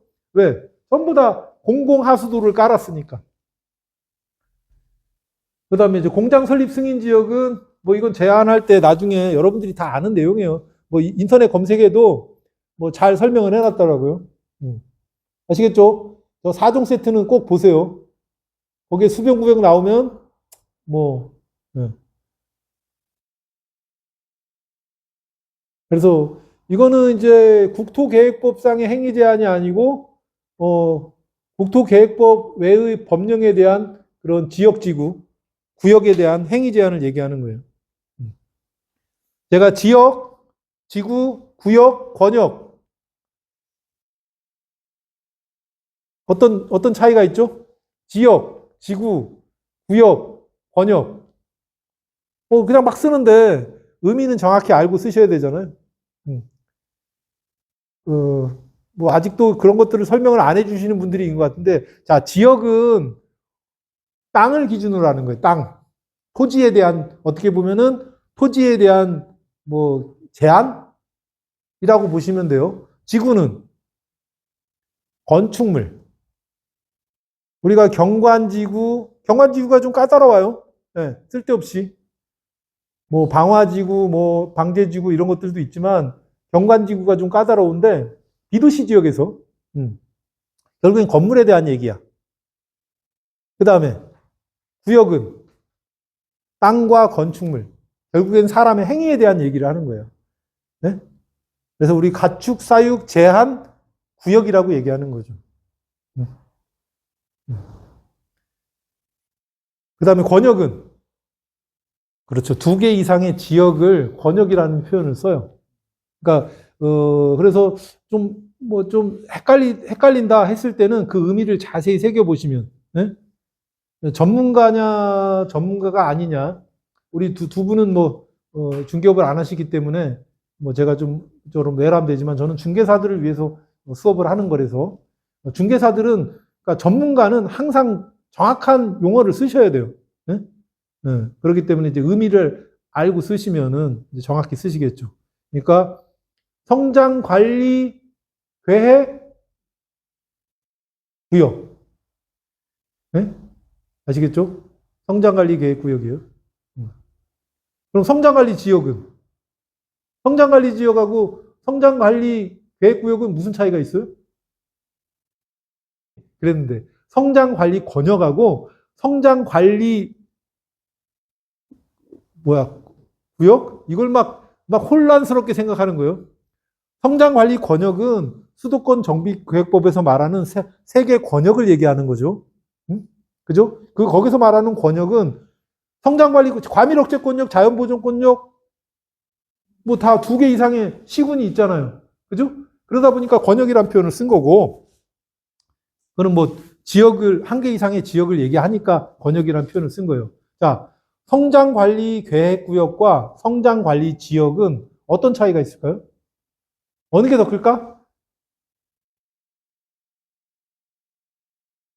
네? 지역? 그러면 우리가 원래 지역은 중복되지 않는다고 했는데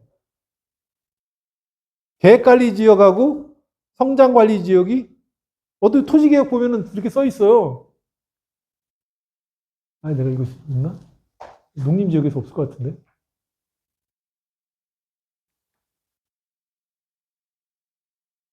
농림지역에서 성장관리지역이 없어.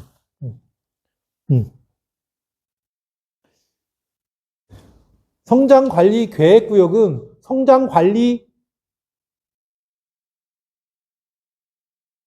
성장관리 지역에 대해서 계획을 잡는 거예요. 네? 행위제한을 갖기 위해서. 그리고 성장관리 지역이라는 말은 우리가 조닝을 해놓은 걸 얘기하는 거예요. 조닝을.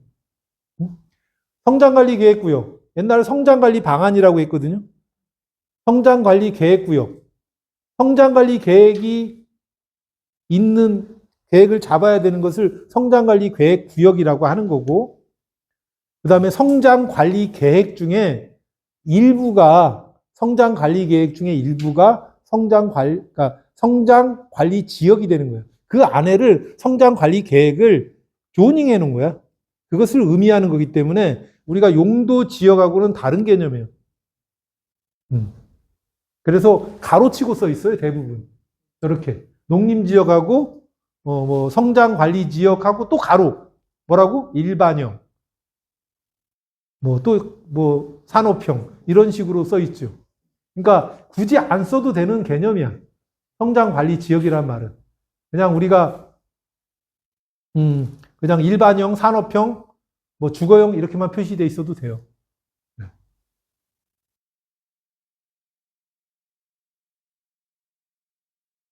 그래서 이렇게 개발을 하는 겁니다.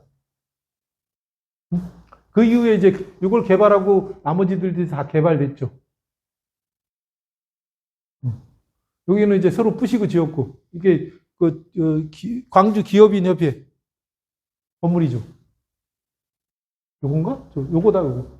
요 땅. 그리고 저기 이제 일부 국어잖아요. 지금 이게 현재 국어잖아요. 그죠? 이제 현황도로인 거지, 현황도로. 현황도로. 현황도로가, 건축법상 도로가 될 수 있다라는 근거는 성장관리계획에 나와 있어요. 그 전까지는 이제 관행적으로 했었거든요. 현황도로에 대한 어떤 기준이 없었어. 근데 이제 성장관리계획을 하다 보니까 현황도로를 건축법상 도로로 인정해 줄 수 있는 근거를 마련한 거죠. 그래서 저거는 현황도로다. 국어지만, 지목은 국어지만 현황도로다. 아시겠죠? 그러니까 현황도로라는 것은 법정도로 플러스 사실상의 통로. 자, 여기는 법정도로죠? 거꾸로 현황도로였는데 내가 도로폭을 확보하기 위해서 개발행위허가 맞을 때 잘라내놨잖아. 160-4번지는 소유는 개인이지만 도로 지정 절차를 밟은 거죠. 그럼 저 길은 뭘로 이루어졌어요? 도로 지정을 밟은 160-4번지인 법정도로 플러스 국어, 도로로 돼 있는 국어 부분, 현황. 그래서 사실상의 통로. 그래서 그게 현황도로다. 근데 저것을 지금 성장관리계획이 없잖아요. 지금은 농림지역이니까. 성장관리계획이 있다. 그러면 성장관리계획에 맞게 도로폭을 확보해야 된다. 그래서 여러분들이 개발할 때, 그러니까 녹지지역과 비도시 지역에서 얘기하는 거예요. 녹지지역과 비도시 지역에서 개발을 하려고 했을 때 성장관리계획이 있다. 그러면은 도시계획 조례의 용도 지역별 건축 제한에도 맞아야 되고요. 성장관리계획에도 맞아야 된다. 가장 기본적인 개발이야.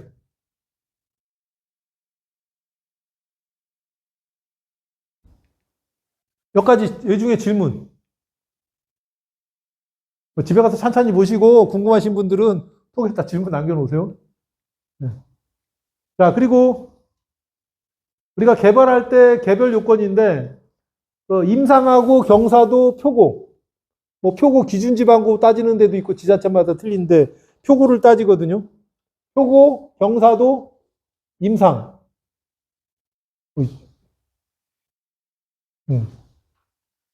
저거는 뭐냐면 우리가 개발행위허가 대상이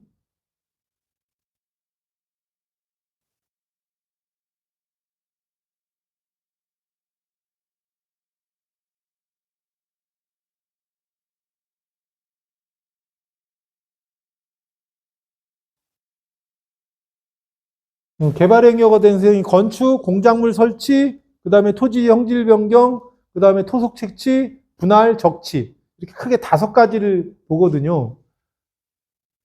토지의 형질 변경이 수반되는 개발행위를 하려고 할 때, 그리고 복합민원이에요. 우리가 건축, 땅에 대한 토지 형질 변경도 하고 거기에 건축까지 같이 하겠죠. 농지를 사서 또 임야를 사서 개발할 때는 2가지가 같이 이루어져요. 그럴 때 토지의 형질 변경이 수반된다. 그러면 아까 말한 그 3가지를 따져봐야 돼요. 뭐 임상, 뭐 농지는 없겠죠. 나무가. 그다음 뭐요? 경사도.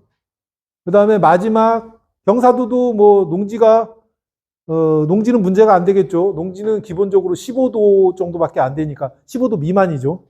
응? 15도 이상을 뭐라고 그래요? 농지 15도 이상을 뭐라고 그래요? 영농여건 분리농지라고 그래요. 응? 그거는 농지법에서 규정하는 거고 농어촌 정비법에서는 뭐라고 얘기하냐면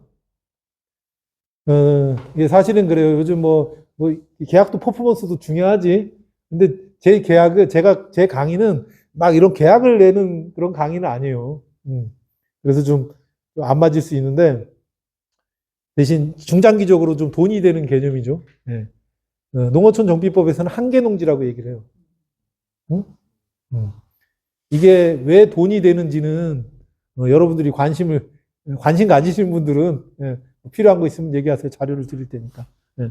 그래서 자, 토지 형질 변경을 수반하는 경우 아까 3가지를 따져야 돼요. 물론 예외는 있지. 예외는 있지만 일반적으로 그 예외가 중요한 거긴 한데 일반도 알아야 돼요. 일반 기본적인 거 알아야 되잖아요. 그러니까 뭐요? 우리가 경사도는 농지든 아니 저기 뭐야? 그 표고, 해발 표고. 우리가 표고라고 하는 것은 우리가 해발 표고도 얘기하지만 이 표고에 대한 개념은 어떤 기준점이 있는 거예요. 우리가 산지의 표고를 얘기하는 것은 산 정상에서 하단부까지의 높이를 표고라고 얘기를 해요. 하단부에 대한, 산자락 하단부에 대한 정의?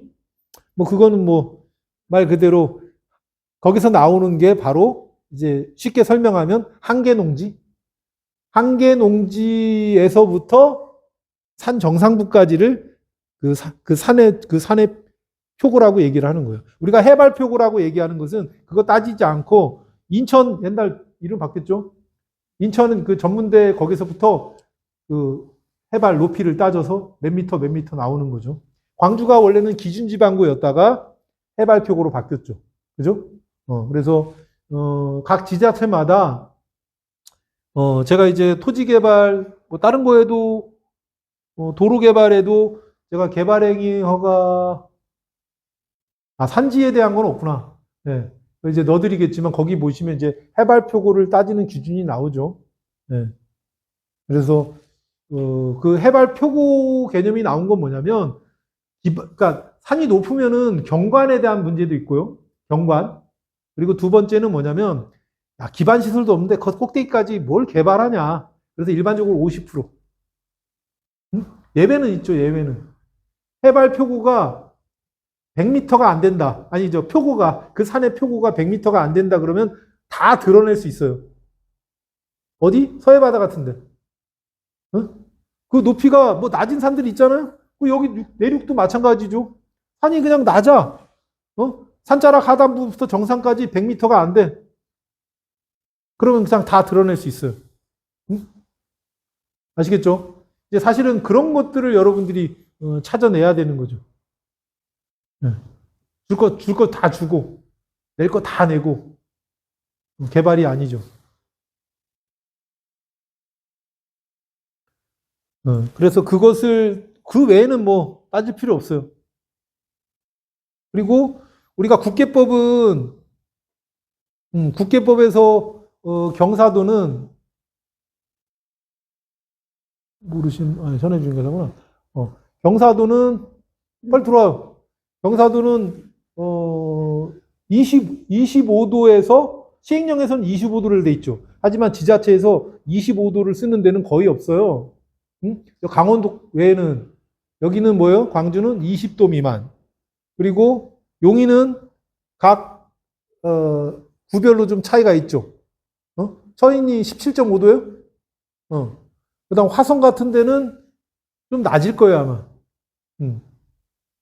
그래서 여러분들이 그것도 이제 각 지자체, 국계법에서 각 지자체 조례로, 도시계획 조례로 위임을 해놓은 거니까 꼭 도시계획 조례를 보셔야 돼요. 그래서 제가 항상 얘기하는 게, 전국적인 전문가는 없다. 지역 전문가. 그 지역에 대해서 전문가다. 그래서 여러분들이 그 혜택을 받을 수 있는 게 누구예요? 여기서 현업에서 중개하시는 분들. 일단은 분양 가격, 매각 가격을 정확히 알잖아? 응? 어떻게 하면 얼마에 팔 수 있다. 근데 누구처럼 매출은 130%, 비용은 90% 계산하면 안 돼요. 매출은 90%, 비용은 한 130% 정도. 이렇게 해갖고 세임 나오면은 개발을 하시는 거죠.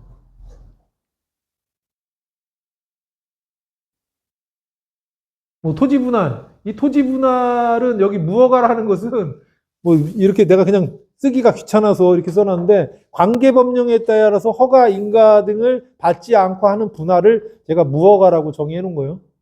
네? 무허가 분할. 요 세 가지 이 해당되면 개발행위 허가 받아야 되는데 이런 것들은 뭐 그런 거예요. 어. 1번 같은 경우는 저기 그 기획부동산 때문에 2000년도에 만들어진 거예요. 그래서 이건 선의의 피해자들이 생기고 있죠. 특히 농지 갖고 있고 뭐 이런 사람들 팔고 싶어도 못 팔아. 이미 분할이 안 돼. 예? 내가 조금 뛰어서 아들 중개업 개업한다는데 사무실 오픈하는 자금으로 좀 지원해주고 싶은데 안 된단 말이야. 예? 그다음 건축법 57조 1항에서 그 대지 건축물이 있는 대지의 분할 제한 면적을 얘기하는 거예요. 비도시 지역은 녹지 지역은 200제곱미터고 비도시 지역은 60제곱미터다. 그 정도만 기억하고 계시면 돼요. 그다음에 무허가 관계법이니까 너비 5m 이하 분할. 근데 이렇게 이건 개발행위가 대상인데 예외도 있죠. 이미 5m 이하로 분할된 경우 뭐 그것을 그 분할 제한 면적 비도시 지역에서 60제곱미터라고 그랬죠. 그 이상 분할하는 경우 또는 그러니까 토지가 경계가 뭐 이쁘지 않아서 서로 교환하는 경우 이런 것들은 다 해줘. 상식선에서 해줘. 응? 그건 뭐 크게 할 거 있어요. 그래서 여러분들이 그 개발행위허가 대상에서 관심 가져야 되는 것은 건축과 공작물 설치와 그다음에 토지 형질 변경. 응? 토속 채취도 이제 왜 그것을 개발행위허가 대상으로 놓았냐면 무분별한 토속 채취는 안전에 문제가 있잖아요. 응? 우리가 세 가지 개발할 때 따져야 될 게 우리가 개발행위 허가의 기준에 보면 개발행위 규모가 있고 각 용도 지역별로 우리가 토지의 형질 변경을 수반하는 개발을 얘기하거든요. 그거에 대한 개발행위 규모 기준이 이내여야 되고, 그 다음에 도시관리계획, 성장관리계획에 맞아야 되고, 도시군계획사업, 이 도시군계획사업이라는 건 기반시설을 만드는 얘기를 하는 거예요. 거기에 지장을 주면 안 되고, 주변 환경 및 경관과 조화, 기반시설 확보, 이렇게 되는데, 자, 1번하고 번호는 없지만 첫 번째하고 네 번째는 무슨 얘기냐면, 네? 네. 첫 번째하고 첫 번째는 그 얘기예요. 이 개발 계획이 적정하냐? 어? 그거에 대한 구체적인 기준이야. 어? 막 임의적으로 할 수 있잖아. 적어도 면적으로 딱 제한해 놓은 거죠. 네? 계획관리지역 3만 제곱미터. 그 다음에 두 번째는 뭐냐면, 기반시설 확보. 그리고 내가 이 개발을 하는데 기반시설이 확보되어 있는지. 그 다음 마지막이 주변 지역과의 조화예요. 그러니까 여러분들이 뭘 개발하는데 이것을 그냥 OX, 되냐 안 되냐 이 개념이 아니고, 이 세 가지를 스스로 한번 물어보고 하시면 돼요. 집 짓겠다는데 한 1000평 전용해갖고 단독주택 짓겠다? 될 수도 있고 안 될 수도 있겠지. 근데 안 될 확률이 많겠지. 혼자 깨먹고 산다고? 안 되지. 뭐 가족이 한 30명 된다 그러면 허가해 주겠지. 뭐 그런 얘기예요. 그 다음에 이제 개발행위허가 세부 기준은 국계법 시행령 별표 1의 2가 국계법 시행령 56조에 대한 것을 세부적으로 여러분들 교재가 없을 건데요. 그래서 국토계획부 거기에는 없어요. 그냥 내가 이것만 써놨지 그 내용을 다 넣을 수는 없죠. 그 중에서 딱 얘기하는 부분이 바로 이 얘기야. 요거. 이것을 국토계획법 시행령 별표 1의 2 개발행위 허가 기준에서 장황하게 설명을 해놨고 그 장황한 설명을 개발행위 허가 운영 지침에서 다시 설명해놨어요. 그래서 여러분이 개발행위 허가 기준은 세부 기준은 이거다. 두 가지. 국계법 시행령 별표 1의 2 개발행위 허가 운영 지침. 이 두 가지를 가지고 1차적으로 판단하시는 거예요. 아까 말한 대로 산지관리법의 적용을 받지 않는 이상. 그러니까 산지관리법의 적용을 받는다? 과거에는 나쁠 수 있는데 지금은 꼭 나쁘다고 볼 수는 없어요. 그 다음에 농지법의 적용을 받는다? 농지법 32조. 농업진흥구역에서 행위제한. 여기에 저촉이 된다? 과거에는 나빴지만 지금은 꼭 나쁘다고 볼 수 없어요. 왜냐하면 과거에는 우리나라가 질보다 양이었잖아. 그래서 막 중국에서 막 수입해 왔어요. 근데 지금은 뭐야? 강아지가 드시는 음식도 국내산이어야 돼. 지금은 강아지, 고양이가 먹는 음식도 국내산이어야 되잖아. 근데 그걸 왜 비싼 계획관리지역에서요? 농림지역에 농업진흥구역에서 하면 되지.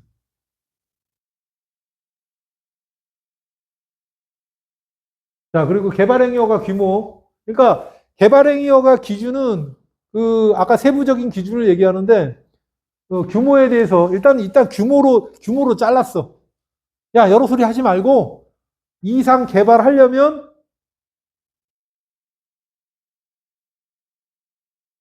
지구 단위 계획을 하든지, 농어촌 정비 사업, 그 다음에 도시기획위원회 심의를 거쳐서 인정받아라.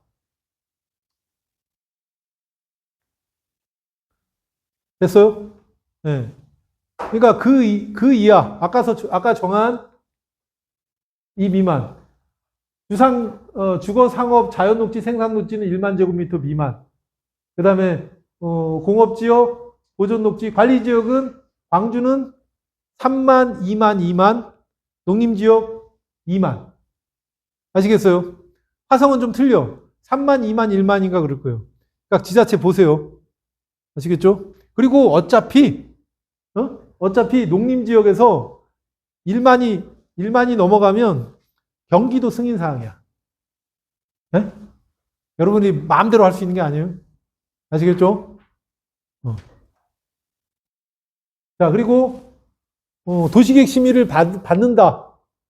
도시계획 심의를 받을 때 가장 중요한 게 뭐겠어요? 네? 네? 도로? 맞습니다. 도시계획 심의를 받을 때 제일 중요한 게 도로야. 응? 네.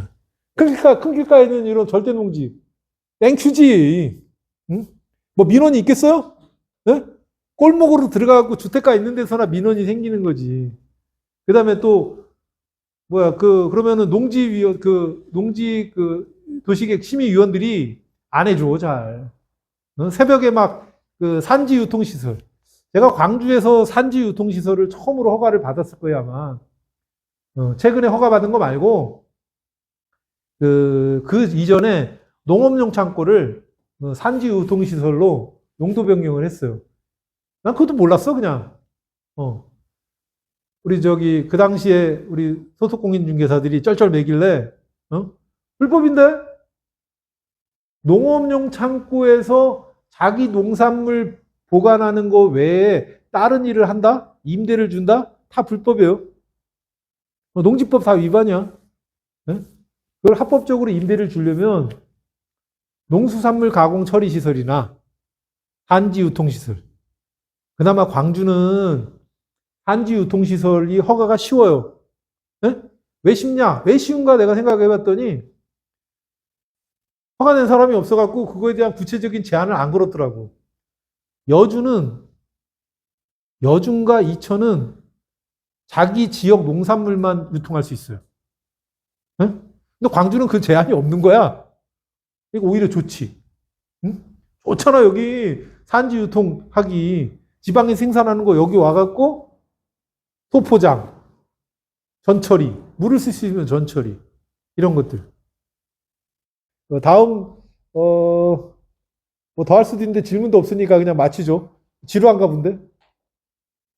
그러니까 제가 자료는 다 만들어서 드렸으니까 쭉 보시고 이걸 뭐 딱 보고 토지 개발에 대한 개념을 잡는다? 너무 실망하지 마시고요. 이거 뭐 처음 공부하고 토지 개발에 대한 개념을 잡으려면 쉽지가 않죠. 자기가 직접 해봐야 되는데, 자, 그것만 아시면 돼요.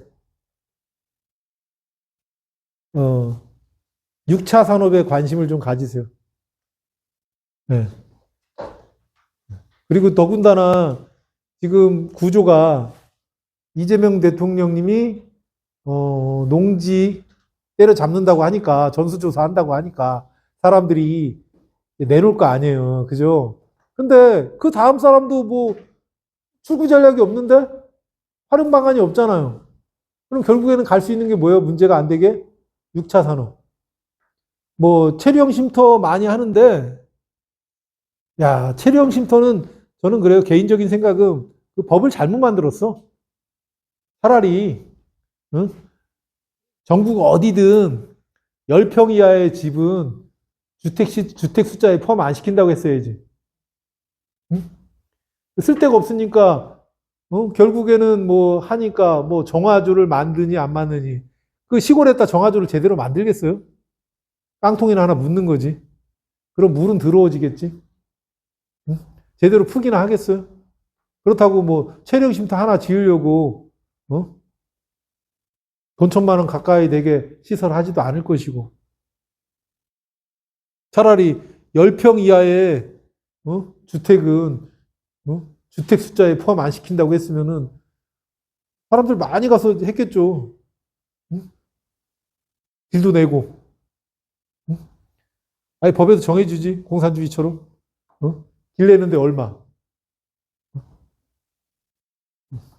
자, 아까 뭐 우리 중간에 안영진 중개사님이 도로에 대해서 질문을 했는데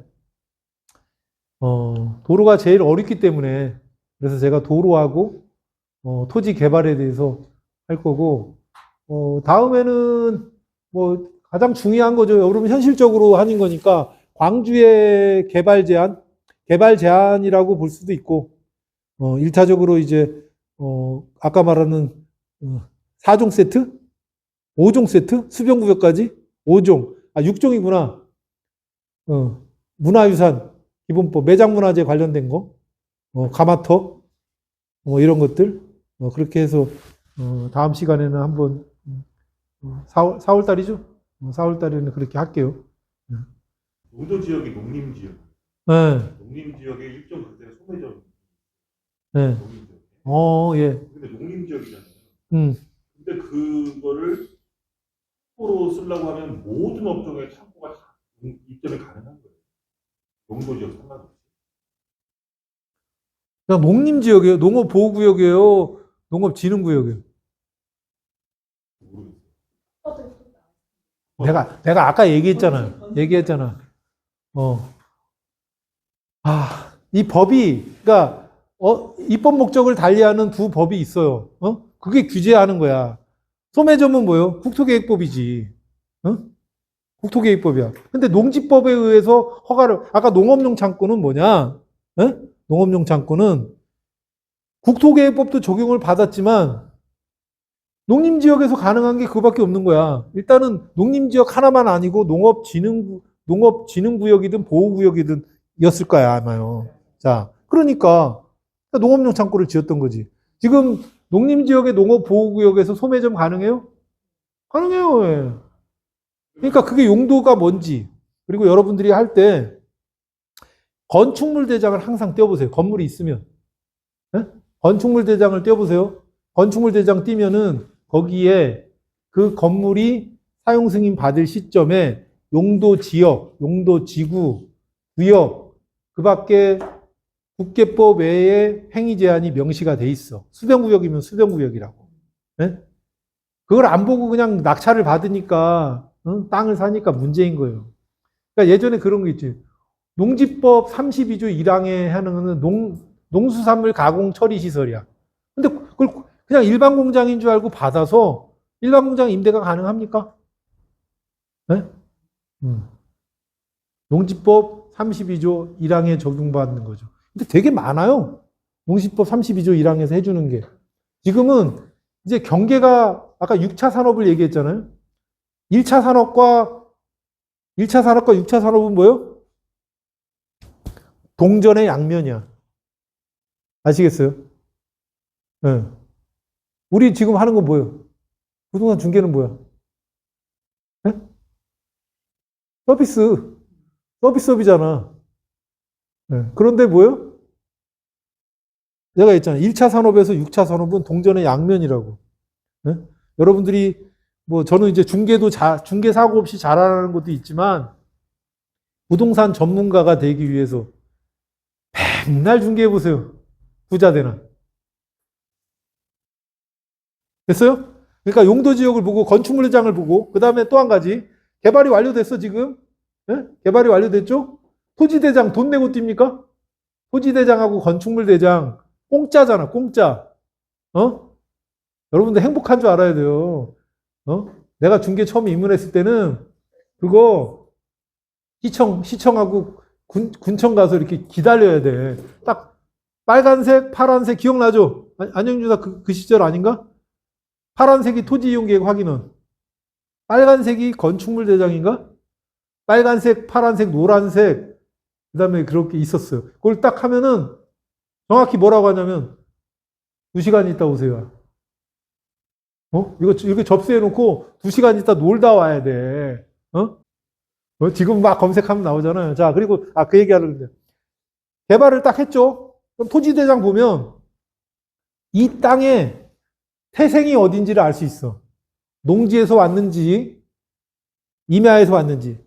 수업 내용 중에서 가장 중요한 얘기일 수도 있어요. 응? 안 물어보면 내가 대답 안 해줘. 네. 자, 그 땅의 태생이 어딘지, 지목은 대지야. 공장 용지야. 하지만 이게 임야였는지 농지였는지는 굉장히 중요해요. 어때서? 아직 농림지역일 때. 용도지역이 농림지역인데 그 지목, 그 태생이 농지였는지 임야였는지는 굉장히 중요해요. 아시겠어요? 다 되는 거야. 임야였다 그럼 땡큐야, 땡큐. 응? 그 다음에 아까 얘기한 대로 농지도 용도 변경이 5년이고 임야도 용도 변경이 5년이다. 그러니까 우리가 하면서 중개하면서 개발하면서 중요한 게 5년 개념. 개발부담금도 5년. 사용 승인 받고 5년 지나면 여러분 멋대로 하시면 돼요. 그러니까 뭐하러 5천만 원 내가면서 꼴랑 300평 해가지고 해. 그냥 잘해서 개발부담금, 농지보전부담 안 내는 걸로 개발해가지고 5년 갖고 놀지 차라리. 예? 힘들게 그걸 뭘 임대한다 그래. 임대 300평이다. 그러면은 3, 4, 12. 한 100평 짓는다고 하죠. 100평? 그잖아. 빡 지면은 40% 지면 그 마당이 없고 100평 지었어. 그럼 임대료 얼마 받아요? 300평에 100평 지으면 3만 원? 300 받나? 인정머리 없이 250만 원. 그러면은 1년에 3천만 원. 맞아요? 1년에 3천만 원이잖아. 월세 받는 게. 10년이면. 하여튼 뭐 계산해. 그러니까 애증하는 것들은 개발부담금이나 농지보존금 안 내는 쪽으로 개발을 하시고, 뭐 계속 공부하시면서 여러분들 빠지지 말고,